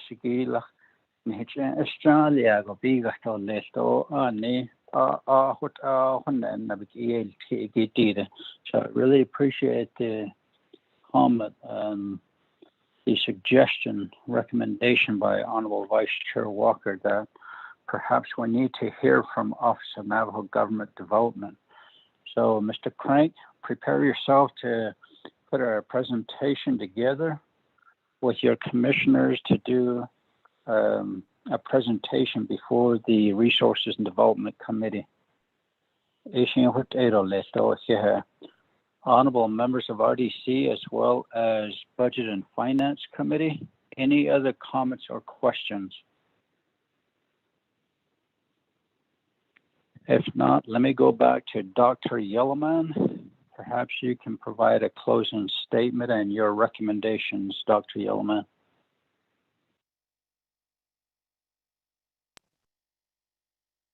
Good afternoon, Chair Nez and honorable members of Resource and Development and Budget and Finance Committee. Thank you for your time. I know this morning and our days get full and our days are intense with work sessions and meetings. I did mention in my earlier opening that this is really one of the first times we've had the capacity and the staff here, respectfully speaking, just the high level staff to help address these things with the guidance of Mr. Rod Begay, Ms. Jim Martin, Lydell, our SPPS ASC staff, to help analyze rather than just accepting the base budget and without really investigating how these formulas are applied, when they're applied, and how they follow the law, or when and how amendments can be made to help flow government process. And we now have that capacity and ability to do that. I just want to share some conceptual thinking or conceptual thoughts in closing, because I do appreciate working closely with RDC, and I always appreciate Kalen Begay's comments they're not personal because I do know that he really does represent the 5 chapters that he represents and speaks on behalf of the chapters. So they're not taken personal, but we are sometimes in a situation where DCD, we do have to make decisions. I have to make decisions, and I hold myself accountable to those decisions. But I want to be clear that when we discuss the decisions made between personnel and chapter, it was not to benefit any central. It was they're hard decisions, and I take responsibility for those. But I do know that the overall goal is to support the chapter stipend, or that concept of chapter stipend. And I say this because when we have to make decisions in general, what Rod Begay mentioned earlier, if you take money from somewhere, you're gonna take it away from something else. If DCD takes some money, we may be taking away from CHRs or educators or health, other departments, security or police. So those are some of the decisions that fall on all forms of leadership. And so we have to kind of continue to advocate for DCD and who we represent, in this case, the chapters and the chapter leadership. Also, I think about these questions and these conversations in general. It comes back to, and I appreciate all of the chapter officials, the chapter leadership, but the general overall outcome and measurable outcomes of chapter officials and their leadership, because clearly the advocacy here is to support the chapter leadership and their chapter stipend. And I also often think about what it means to have a stipend. I have done some work outside of my regular work hours. That's a stipend. It's not a salary, it's a stipend. If I were to go coach basketball or a sport, that would be a stipend. So these are just conceptual thoughts and how we wrap our mind or how we wrap meaning around these terminologies, such as stipend. It's important because it may lead down to conversations that are beyond stipends and how we compensate for local leadership and how we hold local leadership accountable, just the way I am held accountable or how my staff are held accountable or how I want outcomes for my staff, very similar how I'm held to outcomes, such as we would want the same for our local leadership. What's the impact and the ripple effect? Because we're all advocating for that today. In return, we ask for that local leadership to be demonstrated and evident. And clearly we saw quite a bit of that last year during COVID and addressing the mitigation of COVID. So those are just some thinking and thoughts that I think about, and we'll continue to do our part. We're very appreciative of the next work session that has been discussed, because like I said, I know how our time is very limited. I appreciate the work of the RDC staff and Ms. Khan and Mr. Rod Begay, our chapter unit. We're only in the first 2 years of having the chapter unit after it went dormant for several years. And we are grateful to receive the benefits of the knowledge of our legal individuals and the history of Navajo government. So just in wrapping up, we appreciate the upcoming work session. There have been some direction or inquiries on numbers, Chair Henio did ask for the budget, the 5 agency shortfall. That's on page 7 of our budget binder under summary, and we can definitely just share that page. And it's actually it's the 7th page in the binder, but it's page 3 of 3 on budget form 4, which we can share. But in the binder, it counts to page 7. Delegate Crotty asked for some clarification and additional information as well pertaining to certain numbers, and we can get that to Budget and Finance. And then an overall summary or written report of what we have discussed here. We've had staff on the call taking notes as well. Again, we appreciate working with RDC and Budget and Finance and looking at how to alleviate some of the laws that can get tangled over the years. And I say that because we have to implement that. I have to implement that. And I'm learning that the better I understand how laws are made in conjunction with sharing how we're going to implement that, the better we are at executing them. And when we're able to execute them, the Navajo people receive those benefits. When laws are complicated or when laws are difficult to implement, the beneficiaries do suffer in that sense. So I do appreciate these types of conversation, and we look forward to resolving, and we look forward to making sure that this is something we can say we accomplished together. So thank you to RDC and Bina, and to all staff. Yeah. Thank you, Dr. Yeoman, honorable members of RDC as well as BFC. I believe we're done with all the bullet points, and the recommendations are to have a work session with RDC, BFC, DCD, OOC, OMB, DOJ, and ONGD, as well as some executive officers from the agency council level, so that we have 5 agency council. I don't know if we can, I don't